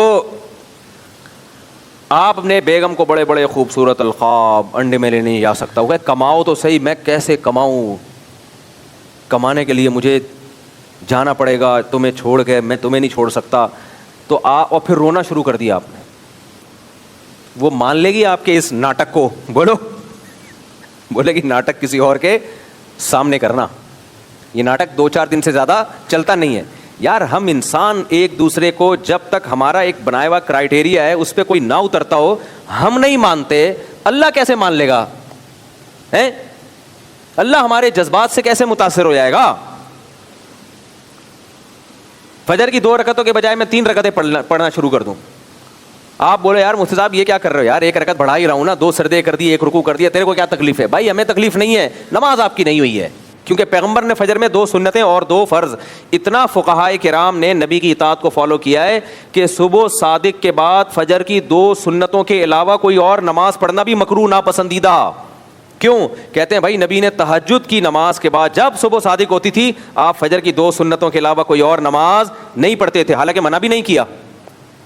اب اگر آپ تہجد کے بعد صبح صادق ہو گئی, اب آپ کہہ رہے ہو فجر کی 2 سنتیں تو میں نے پڑھ لی ہیں, چلو 2 رکعت اور اللہ کو راضی کرنے کے لیے پڑھ لوں, وقت تو ہے بھی فجر کی نماز میں. کسی بھی مفتی سے پوچھو کہ جائز نہیں ہے. آپ کہو گے ناجائز ہونے کی کیا دلیل ہے؟ نبی نے کب منع کیا کہ جس نے 2 سنتیں ذرا جلدی پڑھ لی ہوں تو مزید 2 نفل نہیں پڑھ سکتا؟ اب دکھاؤ کوئی حدیث جس میں نبی نے منع کیا ہو. کوئی حدیث نہیں دکھا سکتے. کہیں گے بھائی نبی سے زیادہ آگے کیوں جا رہا ہے؟ نبی سے زیادہ نمازوں کی حرص کسی میں بھی نہیں تھی. قرۃ عینی فی الصلاۃ, نبی نے فرمایا میری آنکھوں کی ٹھنڈک نماز میں ہے. تو جب آپ نے صرف 2 رکعتیں اور وہ بھی مختصر پڑھی ہیں ہلکی, تبھی فجر کی 2 سنتیں ہلکی پڑھنا سنت ہے. قل یا ایھا الکافرون پڑھیں پہلی رکعت میں, دوسری میں قل واللہ احد, لمبی پڑھنا سنت نہیں ہے. کیوں؟ آگے فجر لمبی پڑھیں, پھر آپ فجر کی 2 فرض لمبی پڑھیں آپ. اب آپ کہہ رہے ہو نہیں میں 2 نہیں, میں تو 4 پڑھوں گا, میں تو 8 پڑھوں گا, میں تو 10 پڑھوں گا. بھائی تو کیوں اپنی طرف سے شریعت لا رہا ہے؟ کہہ رہا ہے میں نماز, مجھے نماز میں مزہ آتا ہے, میری آنکھوں کی ٹھنڈک نماز میں ہے, اور مجھے کیوں روک رہے ہو نماز سے؟ پھر قرآن کی آیتیں فٹ کرنا شروع کر دے. ارأیت الذی ینہا عبدا اذا صلی, قرآن میں آتا ہے کہ اے نبی آپ نے اس بدبخت کو دیکھا کہ جب کوئی نماز پڑھتا ہے تو وہ بدبخت اس کو روکتا ہے. ایسے بدبخت بھی ہیں دنیا میں کہ آپ نماز پڑھ رہے ہو تو وہ آپ کو روکے. تو آپ نے کہا وہ بدبخت تو ہی ہے اصل میں, ابو جہل کی اولاد ہے تو, کیونکہ ابو جہل بھی یہ کام کرتا تھا. ابو لہب, قرآن نے اس کی برائی بیان کی ہے کہ بھلا ایسے بدبخت کو دیکھا کہ ایک آدمی اللہ کی عبادت کر رہا ہے اور وہ عبادت سے روکتا ہے, تو بھی مجھے عبادت سے روکتا ہے, بتا 2 رکعت جو میں پڑھ رہا تھا نماز ہے یا نہیں؟ کہ کہاں ہے. اور نبی نے کہیں اس نماز سے روکا نہیں؟ کہیں بھی نہیں روکا نبی نے. اب کہیں بھی نہیں ملتی ہمیں حدیث کے نبی نے فجر کی 2 سنتوں کے بعد فرض سے پہلے 2 رکعتوں سے روکا ہو نبی نے. تو اس کا مطلب وہ جو قرآن میں آیتیں ہیں نا, میں قرآن پڑھ رہا ہوں, ریفرنس دے رہا ہوں. آج کل ریفرنس کے بھرم بہت ہیں, ریفرنس دے دو تو بس جو مرضی حلال کو حرام اور حرام کو حلال کر لو. لوگ اس ریفرنس سے متاثر ہوتے ہیں. بھائی اس ریفرنس میں جا کے دیکھو اس کا سیاق و سباق کیا ہے, یہ کس موقع پہ نازل ہوئی ہے, اس کا ترجمہ کیا ہے, اس کا مفہوم کیا ہے. نا مفہوم نہیں دیکھتے تو فوراً فتویٰ لگا دیا کہ یہ تو نماز سے روک رہا ہے, وہ جہنمی تو ہی ہے, تو کس سے روک رہا ہے؟ نماز سے. تو ہم کہیں گے بھائی نماز سے وہ روک, 2 طرح کا روکنا ہوتا ہے. ایک روکنا وہ کہ کسی کو اللہ کی عبادت سے ہی چھیڑو اور وہ آپ کو نماز سے روک رہا ہو, اور ایک یہ ہے کہ نماز سے اس لیے نہیں روک رہے کہ اس کو نماز سے نفرت ہے. وہ کہتا ہے نماز پڑھو لیکن سنت کے مطابق, جس طرح نبی نے پڑھی ہے. مکروہ وقت میں نبی نے نماز پڑھنے سے منع کیا, نہیں کر سکتے سرداب. تو اس پوری بحث سے میں کیا بتانا چاہتا ہوں بھائی, یہ سب باتیں جنرل نالج کے لیے نہیں ہے, یہ بتانے کے لیے کہ اسلام ہمارے جذباتی پن سے متاثر بولو نہیں ہوتا. اسلام میں الحمد سے لے کے والناس تک اللہ نے ہمیں 2 طرح کے احکام دیے ہیں. ایک عقیدہ صحیح کر لو, عقیدہ توحید, مشرک کی کوئی عبادت قابل قبول نہیں ہے. اب جو مشرکین ہیں وہ کہتے ہیں اللہ ایسا معاذ اللہ ظالم کیوں ہے کہ توحید پرست آدمی تھوڑی سی نیکی کرے اس کو اجر ملے گا, اور جو مشرک ہے وہ اتنے ساری دین کی خدمت, وہ انسانیت کی خدمت کرے کوئی اجر نہیں ہے. تو یہ کیا ہے بھائی؟ اللہ ظالم جب ہوتا ہے جب اللہ نے آپ کے پاس توحید کا آپشن نہ رکھا ہوتا. اللہ کہتا ہے شرک چھوڑ دو تو تمہاری ساری نیکیاں قبول. تو شرک تو آپ نے زبردستی اختیار کیا ہوا ہے نا. تو لوگ ہم پہ دباؤ ڈالتے ہیں کہ مشرک کو بھی جنتی. بھائی یہ جنت ہم نے نہیں بنائی, جہنم ہم نے نہیں بنائی, ہمارا کام ہے اللہ کی باتیں لوگوں تک پہنچا دینا. اللہ کہہ رہا ہے میں نے مشرک پر جنت کو حرام کر دیا ہے. تو اللہ کہہ رہا ہے تو جنت بنائی کس نے؟ اللہ نے بنائی ہے. تو پہلی چیز عقیدہ. نمبر 2 اعمال. پھر اعمال میں 2 قسم کے اعمال ہیں, ایک جسمانی اعمال اور ایک دل کے اعمال. اخلاقیات جنہیں اخلاق، دیکھو اسلام میں اخلاق کا مطلب صرف یہ نہیں ہے کہ آپ لوگوں سے اچھے طریقے سے بات کریں. آج کسی نے مجھ سے پوچھا، ابھی کی بات ہے، بیان شروع ہونے سے تھوڑی دیر پہلے امریکہ سے ہمارے ایک ریلیٹیو کا فون آیا. انہوں نے کہا بھائی میں نے ایک تفسیر پڑھی، میں تو بہت پریشان ہو گیا وہ تفسیر پڑھ کے. میں نے کہا کیا پریشانی؟ کہتے ہیں وہ تو قرآن میں آتا ہے عبس وتولی ان جاءہ الاعمی. ہمارے نبی کے بارے میں آیتیں نازل ہوئیں کہ آپ صلی اللہ علیہ وسلم کے پاس نا حضرت عبداللہ بن مکتوم نابینا صحابی تھے. وہ نبی کی خدمت میں آئے تو نبی صلی اللہ علیہ وسلم چونکہ سرداروں میں بیان کر رہے تھے، وہ سردار لوگ آتے نہیں تھے قابو میں، تو وہ سارے سردار بیٹھے ہوئے تھے. اسی دوران ایک نابینا صحابی آ گئے، نبی سے بات کرنے لگے. تو آپ صلی اللہ علیہ وسلم کے کو ناگواری گزری اور آپ کے چہرے پر سلوٹیں آئیں. کیوں؟ آپ کو عبداللہ بن ام مکتوم کا یہ عمل نامناسب لگا کہ اتنے بڑے سردار بیٹھے ہوئے ہیں، یہ تو اپنے ہی ہیں بھائی، ان کو تو کبھی بھی بات کر سکتا ہوں میں، یہ اتنے سردار لوگ بڑے بڑے لوگ بیٹھے ہوئے ہیں عرب کے، یہ تو بات ہی نہیں سنتے. تو اس دوران عبداللہ بن مکتوم کیوں آ گئے؟ تو آپ صلی اللہ علیہ وسلم کو یہ اشکال ہوا. تو اس کی وجہ سے آپ صلی اللہ علیہ وسلم کے چہرے پہ لکیریں آئیں، سلوٹیں آئیں، اور آپ نے اپنے چہرے مبارک کو ایسے کر کے ناراضی سے پھیر لیا. تو قرآن میں نبی کو تنبیہ کی گئی کہ نا نا نا نا، یہ جو عرب کے سردار لوگ ہیں نا، یہ آپ کی بات سننا نہیں چاہتے، ان کو ہدایت حاصل کرنے کا شوق نہیں ہے. اور عبداللہ ابن ام مکتوم غریب بھی ہیں، نابینا بھی، لیکن بھاگتے ہوئے دوڑتے ہوئے آ رہے ہیں. تو ٹھیک ہے، یہ سردار لوگوں پر محنت کرنے سے اسلام کو فائدہ تو ہوگا، کیونکہ سردار ایمان لے آئیں تو سب ایمان لے آتے ہیں. تو ان میں وجہ ترجیح یہ ہے کہ یہ سردار ہیں، ان کے ایمان لانے سے پوری قوم ایمان لانے کا امکان بڑھ جائے گا.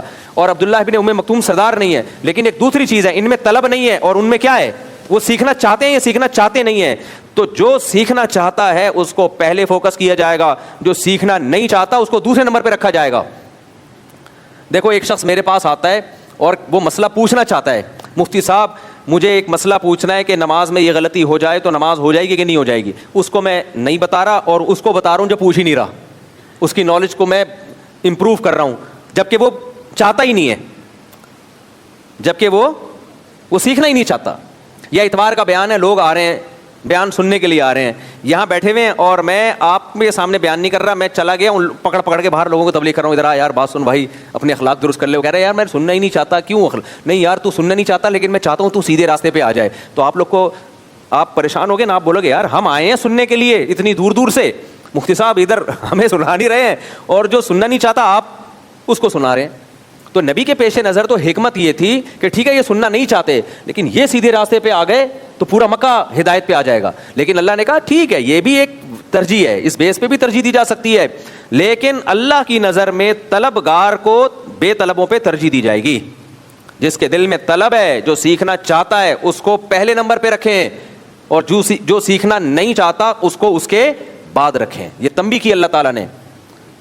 اب اللہ چونکہ اپنے حبیب صلی اللہ علیہ وسلم کو تنبیہ کر رہا ہے نا، تو مخاطب کے صیغے استعمال نہیں کر رہا، اے نبی آپ نے ایسا کیا، اے نبی آپ نے، نا نا نا، اللہ نے غائب کے صیغے استعمال کیے ہیں. تھرڈ پرسن سنگولر جیسے انگلش میں ہوتا ہے نا بھائی، ہم جب گرامر پڑھتے ہیں فرسٹ پرسن سنگولر، تھرڈ پر، آج کل شاید اصطلاح چینج ہو گئی ہو، ہی سنگولر کے لیے جو غائب ہو، تھرڈ پرسن کا مطلب جو غائب ہو، اور جو مخاطب ہو حاضر ہو اس کے لیے یو کا لفظ استعمال ہوتا ہے. تو اب خطاب تو نبی سے ہو رہا ہے، لیکن اللہ نے ڈائریکٹ نبی کو خطاب کر کے یوں نہیں کہا کہ اے نبی آپ کی پیشانی پہ بل آئے، نہ نہ، اللہ نے فرمایا ان کی پیشانی پہ بل آ گئے اور انہوں نے اپنا چہرہ ایک نابینا سے پھیر دیا. تو اللہ تنبیہ بھی کر رہے ہیں، لیکن نبی صلی اللہ علیہ وسلم سے محبت کا اظہار بھی کر رہے ہیں، کیونکہ محبوب کو ایسے ہی تنبیہ کی جاتی ہے. اب وہ مجھے کہنے لگے، جو ہمارے ریلیٹیو جنہوں نے امریکہ سے، ابھی تھوڑی دیر بیان سے پہلے انہی کا فون تھا، کہنے لگے بھائی ایک تفسیر میں لکھا ہوا ہے یہ تو غلط ہے، یہ نبی کے بارے میں نہیں ہے، قرآن کی یہ آیتیں بالکل نبی کے بارے میں نہیں ہے، یہ تو فلاں معاذ اللہ فلاں کافر کے بارے میں ہے، کیونکہ نبی کے بارے میں تو قرآن کہتا ہے انک لعلی خلق عظیم، اے نبی آپ کے اخلاق سب سے اوپر. تو جب نبی کے اخلاق اوپر ہے تو نبی کے چہرے پہ بل کیسے آ سکتے ہیں؟ نبی صلی اللہ علیہ وسلم کسی سے اپنا چہرہ پھیر کیسے سکتے ہیں؟ میں نے ان کو کہا، میں نے کہا بھائی یہ اخلاق کے منافی نہیں ہے یہ چیز. جو بہت با اخلاق ہوتے ہیں ان کو بھی کبھی غصہ بھی آ سکتا ہے، کسی بات پہ ان کو ناگواری بھی ہو سکتی ہے. آپ کے نظر میں اخلاق کی ڈیفینیشن ہی غلط ہے، تو اس کی بیس پہ تفسیر ہی پوری چینج کر دی. بھائی یہ کیا بات ہوئی یار، یہ تو سارے مفسرین حدیث سے یہ ثابت ہے یہ نبی مراد ہے سے. تو انک لعلی خلق عظیم کا مطلب یہ نہیں ہے کہ آپ کبھی غضبناک نہیں ہو سکتے، آپ کبھی کسی سے چہرہ نہیں پھیر سکتے. یہ اخلاق کا تو ہمارا بنایا ہوا تصور ہے. ہمارے نبی تو میدان جنگ میں تلوار لے کے بھی نکلے کہ نہیں نکلے ہیں بھائی؟ آپ تو میدان جنگ میں تلوار لے کے بھی نکلے, لڑائی کی ہے آپ نے میدان جنگ میں, اور آپ صلی اللہ علیہ وسلم نے شرعی حدود بھی نافذ کی ہیں, آپ غضبناک بھی ہوئے ہیں, آپ کے چہرہ انور غصے سے سرخ ہو جایا کرتا تھا جب آپ صلی اللہ علیہ وسلم کو غضب آتا. صحابی کہتے ہیں ایسا لگتا ہے جیسے انار کے دانے نچوڑ دیے گئے ہوں. کسی نے آ کے آپ صلی اللہ علیہ وسلم پر اعتراض کیا نا کہ آپ نے معاذ اللہ, ایک خارجی تھا, اس نے کہا آپ نے جو ہے وہ عدل نہیں کیا اس دفعہ مال غنیمت میں, تو آپ صلی اللہ علیہ وسلم کا چہرہ غضبناک, اور آپ نے فرمایا اگر پیغمبر عدل نہیں کرے تو کون عدل کرے گا بتاؤ. یعنی ایک طرف مجھے پیغمبر بھی کہہ رہے ہو. تو اس لیے اخلاق اپنے درست کرنے کا جو قرآن جس اخلاق کو فوکس کر رہا ہے وہ اخلاق جو اسلام نے سکھائے ہیں. اس میں غصے کے وقت غصہ, مسکراہٹ کے وقت مسکراہٹ. نبی نے فرمایا نا بچہ جب 7 سال کا ہو جائے نماز کا حکم دو, 10 سال میں بھی نہ پڑھے تو کیا مسکراؤ نہ پھر اس پہ سختی کرو. تو ایسے موقع پہ باپ کا ڈانٹنا, چیخنا, چلانا, کوئی دیکھ لے بولے لو بھائی مفتی طارق مسعود کو تو ہم سمجھتے تھے بڑے با اخلاق اور ہر وقت اخلاق پہ رپورٹیں پیش کر رہے ہوتے ہیں اور لطیفے سنا سنا کے ہنسا رہے ہوتے ہیں, آج تو دیکھو تیری ایسی کی تو چنگیز خان بنے ہوئے ہیں, یہ کیسے اخلاق ہیں, چیخ رہے ہیں. بھائی اس وقت نہ چیخنا کیا ہے جب اللہ کی حدود کی پامالی کی جا رہی ہو, توڑے جا رہے ہیں اللہ کے حدود کو. ہاں یہ نہیں کہ بلا وجہ کہ ہر وقت چنگیز خان بنا رہے. حدیث میں آتا ہے نبی جب گھر میں داخل ہوتے تھے مسکراتے چہرے کے ساتھ. آج کچھ لوگ گھر میں داخل باہر گٹر کے ڈھکن پہ بیٹھ کے لڑکوں لونڈے لپاڑوں کے ساتھ ہاں یہ ہنس رہے ہیں, گھر میں داخل ہوتے ہی بچے سہمنا شروع, بیگم بھی پریشان کیونکہ اس کو ایسا لگتا ہے چنگیز خان نے بغداد پہ دوبارہ اٹیک کر دیا ہے. تو یہ غلط ہے. لیکن کبھی کبھار جب آپ کو پتہ ہے کہ ایک چیز غلط ہو رہی ہے اور میرے سختی کرنے سے وہ ٹھیک ہو سکتی ہے, تو ایسے موقع پہ سختی کرنا, غصہ کرنا یہ بد اخلاقی نہیں ہے بلکہ کیا ہے اخلاق. بعض لوگ غیرت لیس ہوتے ہیں, ان کو غصہ ہی نہیں آ رہا ہوتا کسی بات پہ. جلدی سے بات کو سمیٹتا ہوں. اخلاق اپنے درست کرنا یہ باطنی عمل ہے. اخلاقیات میں کیا ہے حسد نہ ہو. اب اس کو تو لوگ اخلاق سمجھتے ہی نہیں ہیں. کسی اور کی ترقی کو دیکھ کے آپ جل رہے ہو, کڑ رہے ہو, ٹینشن میں آ رہے ہو, یہ کیا ہو رہا ہے, تو اس کا مطلب آپ کے اخلاق اچھے بولو نہیں, ابھی آپ ٹھیک نہیں ہوئے ہو, ابھی آپ ٹھیک نہیں ہوئے. دیکھنے میں آپ نماز پڑھ رہے ہوگے, تہجد پڑھ رہے ہوگے, اللہ کے سامنے دعائیں مانگ رہے ہوگے, عمرے کر رہے ہوگے, بڑا بانور چہرہ ہوگا, آپ کی خوبصورت داڑھی ہوگی, بغیر کریم کے ایسا لگ رہا ہوگا کریمیں لگائی ہوئی ہیں آپ نے, اور خوشبوئیں میں گھوم رہے ہوگے, ہر نائس ٹو میٹ یو, اور بڑے اچھے اخلاق سے بات کر رہے ہوگے. لیکن جمشید کے پاس نئی گاڑی دیکھ کر آپ کے پسینے چھوٹ رہے ہیں, یہ کمبخت میرے ساتھ میٹرک کیا ہوا, نمبر بھی اس دل میں گالیاں, اس بے غیرت کے نمبر بھی مجھ سے کم تھے اور آج گاڑی لے کے گھوم رہا ہے اور ہم اپنی پرانی پٹ پٹی میں. تو یہ اخلاق ہیں. یہ دل کی حالت کون جانتا ہے؟ اللہ جانتا ہے. اس کا مطلب آپ با اخلاق اندر سے ہوتا ہے بھائی. نبی نے فرمایا نا الا ان فی الجسد مضغہ اذا صلحت صلح الجسد کلہ, جسم میں ایک لوتھڑا ہے گوشت کا جس کو دل کہا جاتا ہے, وہ ٹھیک ہو تو جسم سے نکلنے والے اعمال ٹھیک, وہ خراب تو آگے سارے اعمال برباد. کیونکہ جب انسان کو جس سے حسد ہو تو پھر آدمی بلا وجہ اس کو نقصان پہنچانے کی کوشش میں لگا رہتا ہے, اس کی جائز تعریف بھی برداشت نہیں ہوتی. سیاسی لیڈروں میں یہی تو ہوتا ہے. کبھی آپ نے دیکھا کوئی سیاسی لیڈر جو اپوزیشن, آپ حکومت میں ہو, کوئی دوسرا اپوزیشن میں, آپ کسی سیاسی لیڈر کی جائز تعریف کسی دوسرے کے سامنے کر کے دکھا تو دو جو جائز تعریف ہو. نہ ویسی اس نے یہ بیوقوف بنانے کے لیے کر رہا تھا وہ. آپ کو جب کسی سے بغض ہو جاتا ہے نا تو اس کے ہر اچھے کام میں کیڑے نکالے جاتے ہیں. ابھی یہ کیا بتاؤں یار, میرے پاس ایک صاحب آئے, مجھے کہنے لگے تو حکومت کی چند پالیسیوں کے بارے میں نا, تو میں نے کہا یہ والی پالیسی بہت اچھی ہے, باقی تو میں حکومت سے بہت ساری چیزوں میں اختلاف کرتا ہوں, یہ کام خاندانی ہو رہا ہے. اور پھر میں نے اس کے ثبوت پیش کیے.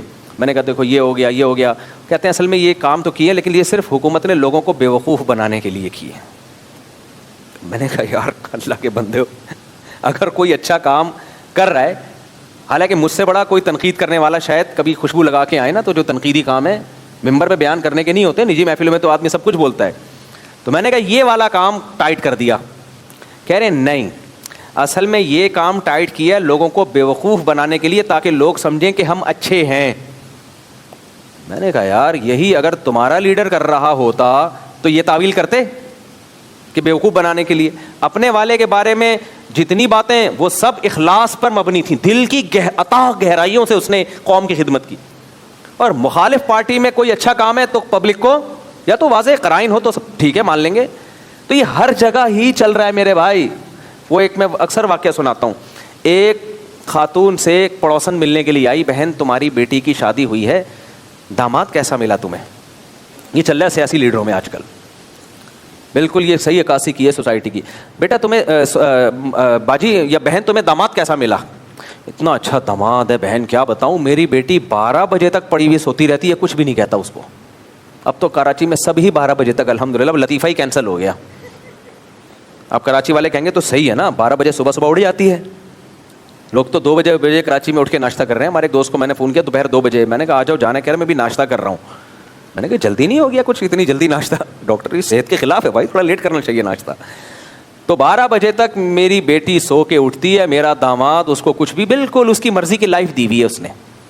اچھا بہن تمہیں بہو بھی ملی ہے, سنا ہے اسی دن تمہارے بیٹے کی بھی شادی تھی, بہو کیسی ہے؟ اسی کمبخت 12 بجے سے پہلے اٹھتی نہیں ہے سو کے, بنوس 12 بجے تک پڑی رہتی ہے, اور میرا بیٹا بھی جورو کا غلام بن چکا ہے, اسی کے چرنوں میں بیٹھا رہتا ہے. میں کہتا ہوں اس کو اٹھا, یہ 12 بج گئے. آپ اس کو لطیفہ سمجھ رہے ہو, لیکن ہم سب کی زندگیاں اسی اصول پہ گزرتی ہیں, سمجھتے ہو؟ جس سے دشمنی اس کی ہر اچھائی بری, جس سے دوستی اس کی ہر برائی اچھی. تو یہ خرابی باہر کی نہیں ہے, یہ اصل میں ٹیکنیکل فالٹ کہاں کا ہے؟ گاڑی میں آواز آ رہی ہوتی ہے نا, آپ کوئی بیوقوف آواز کو بند کرنے کی کوشش کریں تو ایسے الارم, آپ گھڑی کا الارم بج رہا ہو اور آپ الارم کے اوپر بیٹھ جاؤ, الارم بند ہوگا؟ تکیہ رکھ دو, بند ہوگا بھائی, اس کا بٹن آف کرنا پڑے گا, جہاں سے بج رہا ہے وہاں سے ٹھیک کرو اس کو. تو ایسے ہی میرے بھائی یہ جو برائیاں ہو رہی ہیں نا, وہ والا اس کی ہر اچھائی بھی بری اور اس کی ہر برائی بھی, اپنے والے کی ہر برائی بھی اچھی, یہ اندر کا ٹیکنیکل فالٹ ہے. اب گاڑی بج رہی ہے تو میکینک کیا کہتا ہے, بھائی آواز آ کہاں سے رہی ہے؟ اب میکینک نے کیا, بج رہی ہے تو آپ کیا کرو, بجائے اس کی آواز ہے نا, آواز وہ آپ کے کانوں میں اس نے وہ لگا دیا, اب نہیں بج رہی. چیک کریں کیا کہتے ہیں, ایئرپورٹ کہتے ہیں اس کو میرا خیال ہے. میں جب سوتا ہوں نا, آپ عجیب میرے سونے کا منظر ہے, میرے ساتھ دوست بہت حیران ہوتے ہیں, میں 2 پنکھے چلاتا ہوں سونے سے پہلے. کینیڈا سے میں ایک مشین لے کر آیا. ہوتا یہ تھا کہ کینیڈا وغیرہ تو سرد ممالک ہیں, جاپان بھی ٹھنڈا ملک ہے, پنکھے نہیں چل رہے ہوتے. اب پنکھے نہ چلنے سے ہوتا یہ ہے کہ ہم جب سو رہے ہیں تو آواز آ رہی ہے. اب میرے ساتھ دوست سو رہا ہے, اس کے خراٹے لے رہا ہے. اب میں اگر میزبان سے بولوں مجھے الگ کمرہ لے کے, تو ان کا خرچہ بلا وجہ کا ڈبل. 2 بندے ہیں تو یار ایک ادھر سوئے گا, ایک ادھر سوئے گا, اس بیڈ پہ سوئے گا, وہ خراٹے لے رہا ہے. اتنی بڑی ٹینشن میرے لیے سفروں میں, کوئی خراٹے لے رہا ہے, کوئی دیر سے سو رہا ہے, اس کو نیند نہیں آ رہی. جاپان میں جن کے گھر میں ٹھہرا تھا ان کو میں نے کہا ہوٹل چھوڑو یار, آپ کے گھر میں یہ کمرہ دے دو. اب میں وہاں آیا ہوں تو ان کے بچوں کی آواز, تو مجھے نیند ہی نہیں آ رہی, میرے ساتھ مسائل کھڑے ہو گئے. اس کا ایک ٹیکنیکل حل نکالا میں نے. پھر ہم سفر میں اکٹھے گئے, ہمارے کچھ دوست تھے کے پی کے وغیرہ 2-4 سال پہلے, تو ہمارے ایک پٹھان دوست ہیں, میرے بڑے جگری دوست ہیں, انہوں نے مجھے حل بتایا. میں نے کہا کیا حل ہے؟ انہوں نے کہا کہ یوٹیوب پہ پنکھا چلانے کی ویڈیو لگا دو.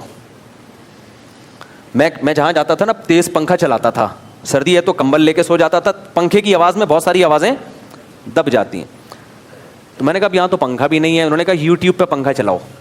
یوٹیوب پہ میں گیا تو بہت سارے پنکھوں کی آوازیں, بالکل وہی آواز ہوتی ہے جو ہمارے پنکھے کی.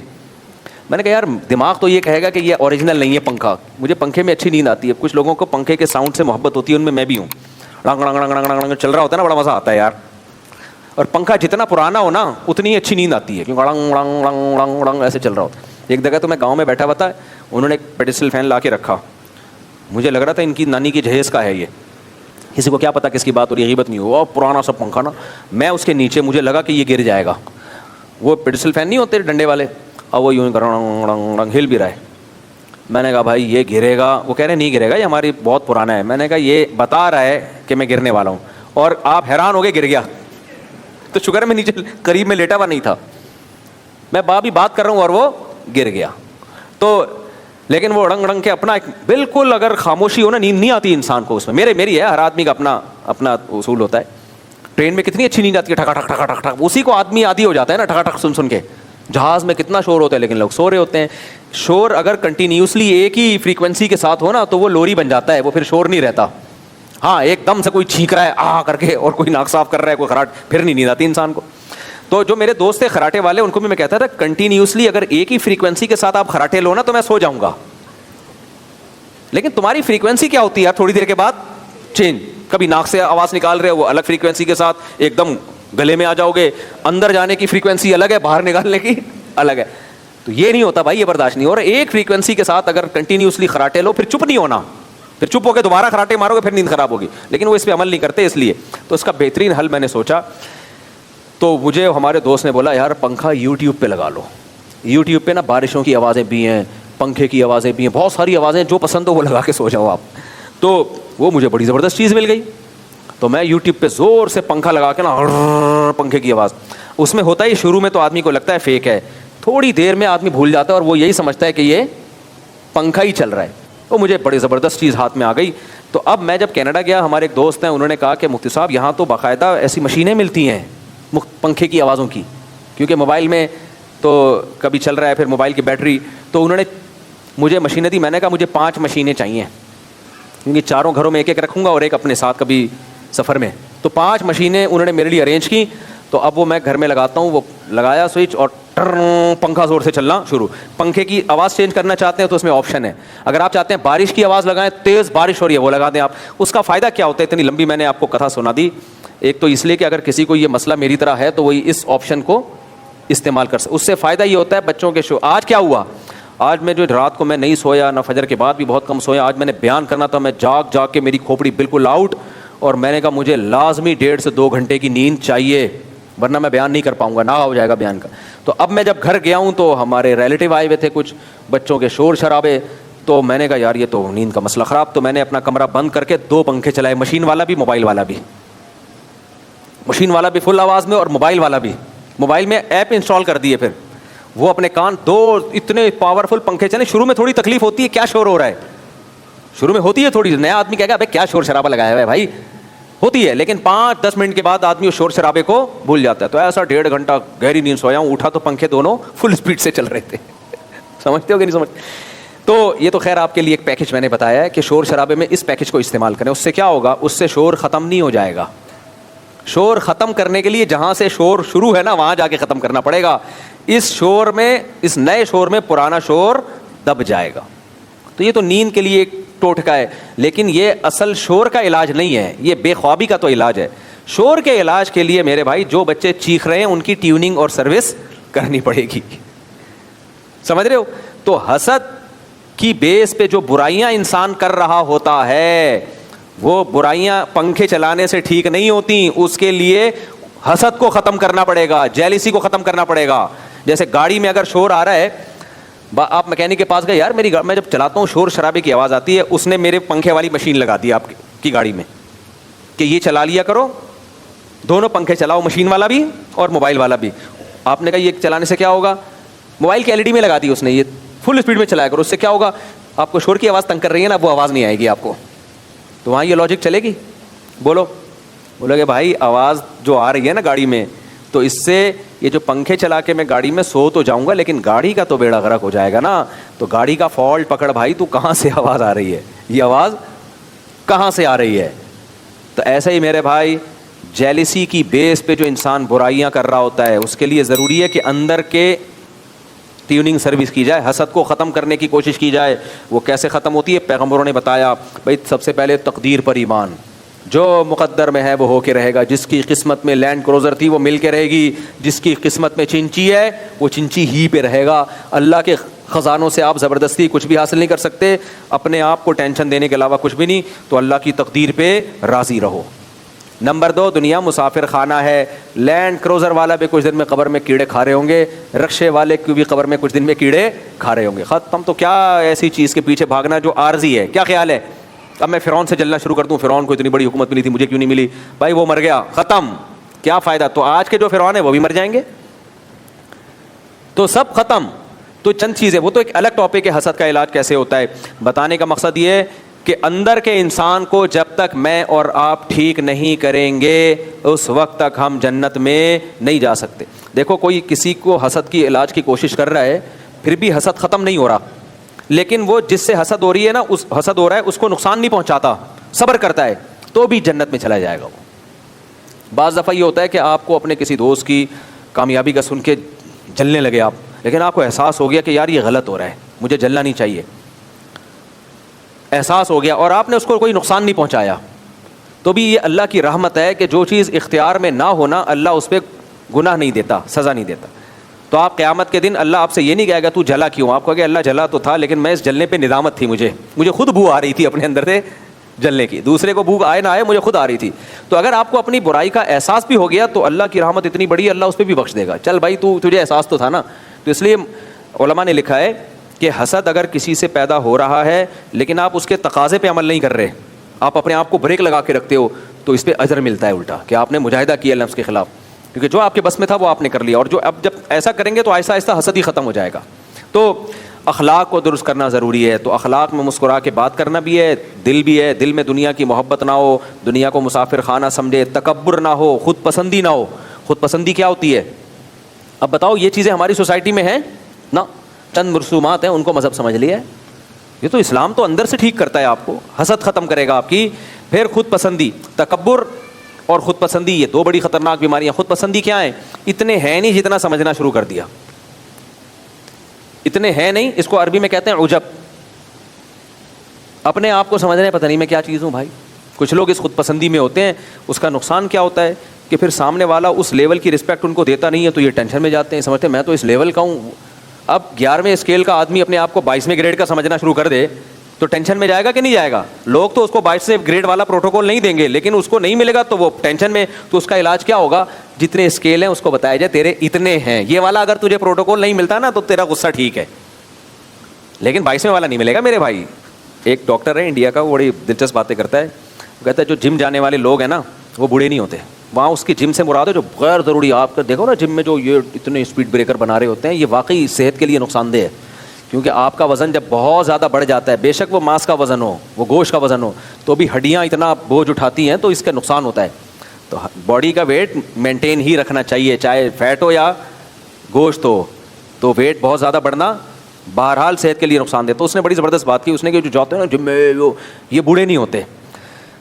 سامنے والے نے پوچھا زبردست یار بوڑھے نہیں ہوتے؟ اس نے کہا وجہ اس کی کہ جوانی میں ہی ٹپک جاتے ہیں یہ جوانی میں ہی, حقیقت ہے. بہت سے ایسے ہیں تھوڑے دنوں میں وہ ٹہل جاتے ہیں وہ. تو اللہ ہم سے اخلاق کے بارے میں پوچھے گا, اندر سے کیسے تھے تم. اور پھر ظاہری اعمال, اس میں سب سے پہلے نماز, زکوٰۃ اور بار بار معاہدوں کی پابندی. کیریکٹر لیس آدمی اللہ کے ہاں قابل قبول نہیں ہے. زبان کا کیسا ہے تو؟ کیریکٹر لیس, معاہدوں کی پابندی, جس پر میں 1-2 ہفتے پہلے ڈیٹیل میں بیان کر چکا ہوں. کرایہ ٹائم پہ آپ دیتے ہو کہ نہیں دیکھتے؟ مالک مکان کو ترساتے تو نہیں ہو. آپ کسی کی گاڑی استعمال کر رہے ہو, اپنی گاڑی سمجھ کے چلا رہے ہو یا کسی اور کی چیز؟ آپ دیکھو اپنی گاڑی کیسے چلاتے ہیں اور اداروں کا مال کیسے استعمال کرتے ہیں. ناپ تول میں کمی تو نہیں کرتے, حق لینے کے لیے تو پورے گن کے لیتے ہو, دیتے ہوئے ڈنڈی مارتے ہو. یہ ساری اخلاقیات آپ کے شر سے پڑوسی محفوظ ہیں یا نہیں ہیں؟ آپ کے شر سے. آپ کے پڑوسی کا آپ کے بارے میں کیا تبصرہ ہے کہ یار اچھا پڑوسی مل گیا ہمیں, بڑا خاندانی آدمی ہے, کہ اس کی وجہ سے ہمیں فائدہ ہے. بصرہ میں ایک تابعی نے ایک گھر بیچا, قیمت ڈبل لگائی اس کی. کسی نے کہا اتنا مہنگا گھر نہیں ہے, سستا ہونا چاہیے. انہوں نے کہا میں نے اس میں ایک صحابی رسول رہتے ہیں میرے پڑوس میں, اس پڑوس ہونے کی قیمت بھی لگائی ہے. تجھے فری پھوکٹ میں اتنا اچھا گھر نہیں دوں گا جس کے پڑوس میں اتنے عظیم صحابی رہتے ہوں. کیوں؟ ان کی تجھے صبح شام زیارت ہوگی, ان سے تجھے سیکھنے کا موقع ملے گا. تو ایسے ہی پکڑا دوں میں تجھے, اتنا عظیم پڑوس چھوڑ کے میں جا رہا ہوں, میں کیوں جاؤں گا؟ بعض لوگ کہتے ہیں نا گڈ ول کی بھی ایک ویلیو ہوتی ہے نا. تو گھر کی گڈ ول صرف اس سے نہیں بنتی کہ یہ ڈیفینس میں ہے یا کلفٹن میں, اس سے بھی بنتی ہے اڑوس پڑوس میں ہیروئن کی چرسی رہتے ہیں یا نیک لوگ رہتے ہیں. ماں باپ اپنے بچوں کو اچھے علاقوں میں لے کے جاتے ہیں, چرس پی رہے ہوتے ہیں, کیونکہ پڑوس میں کون سا بچہ رہتا تھا؟ چرسی رہتا تھا. تو گڈ ول کی بھی ویلیو ہوتی ہے. اس کا مطلب یہ نہیں کہ وہ صحابی رسول کی قیمت لگا رہے ہیں, صحابی رسول کی قیمت نہیں لگا رہے, وہ صحابی رسول کی صحبت کی قیمت لگا رہے ہیں کہ اتنی عظیم صحبت تجھے مل رہی ہے تو یہ صحبت میں چھوڑ کے جا رہا ہوں, قربانی دے رہا ہوں. اس کی اگر مجھے اتنے پیسے ملیں گے تو دوں گا, کیونکہ میری ضرورت تھی, ان کی کوئی ضرورت تھی, ورنہ میں نہیں دوں گا.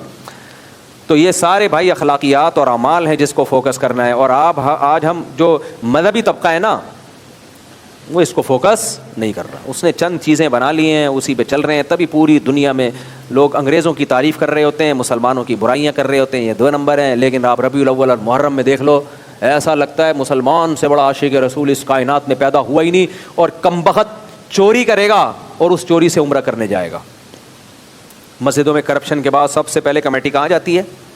عمرہ کرنے کے لیے جاتی ہے ان پیسوں سے. سمجھ رہے ہو؟ تو یہ سارا حساب کتاب چل رہا ہے.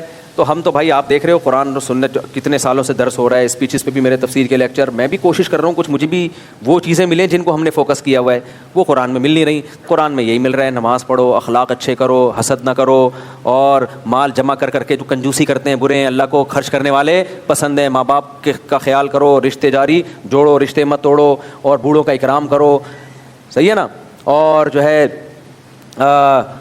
یتیم کو کی کفالت کرو, بیوہ عورتوں سے نکاح کرو, یتیم کی کفالت کرو, یتیم کا مال مت کھاؤ, وراثت ٹائم پہ دو. ساری اگر یہ خدا کی قسم صفات ہمارے اندر پیدا ہو گئیں تو یہ مسلمان نہیں, یہ فرشتے. لوگ کہیں گے زمین پہ فرشتے اترے ہوئے ہیں, کیا کہیں گے؟ صحابہ کرام کئی ملک, پتہ ہے اسلام انہوں نے پورے کنٹری مسلمان ہوئے صرف صحابہ کو دیکھ کے. انہوں نے کہا یار یہ عجیب لوگ ہیں, ایسا تو ہوتا ہی نہیں ہے. صحابہ مال بیچ رہے ہوتے ہیں, وہ خریدتا کہتے بھائی یہ فالٹ ہے اس میں, یہ دیکھ لو یہ کیا ہے, یہ فالٹ ہے. کہہ رہے فالٹ کون بتاتا ہے؟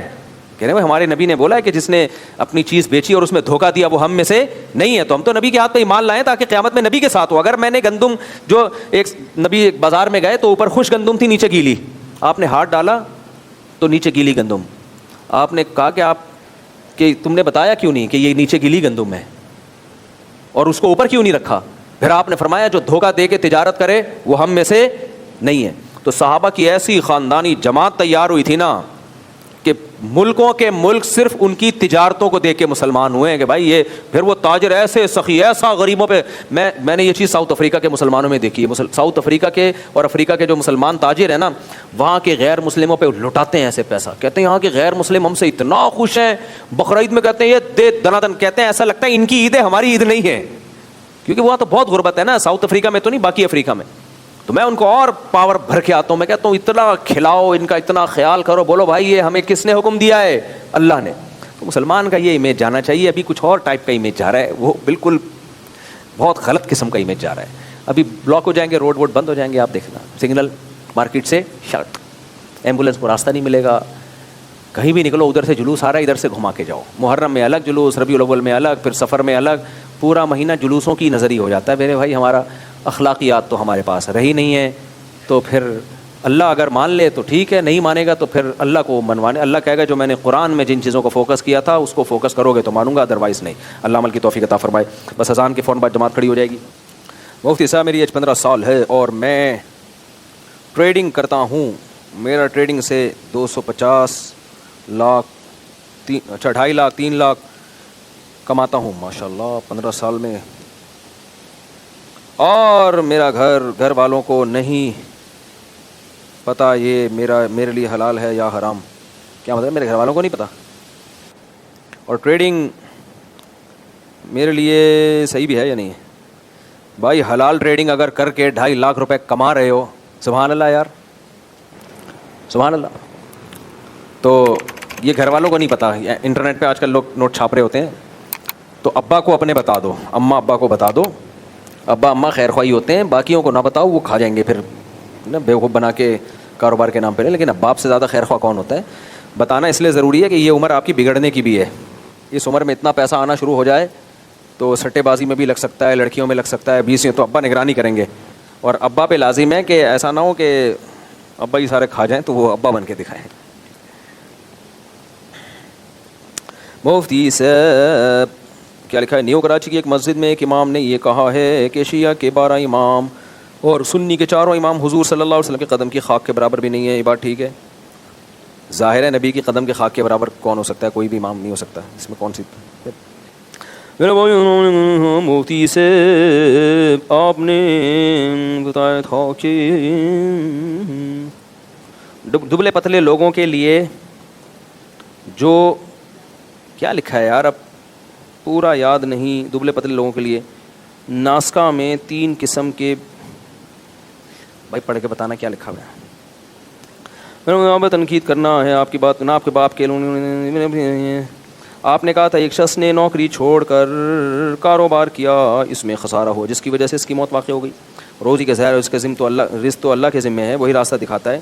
ہمیں رزق کی کوشش تو کرنی چاہیے نا, کیونکہ نفع ہو یا نقصان, نوکری چھوٹ جانا یا وغیرہ وغیرہ, اگر انسان کی زندگی میں سمجھ گیا ان کا سوال کیا ہے. دیکھو میں نے ایک بندے کا واقعہ سنایا تھا, اچھی والی جاب چھوڑی, کاروبار کروں گا, نوٹ چھاپوں گا, کاروبار چلا نہیں, جاب بھی گئی, خودکشی کی.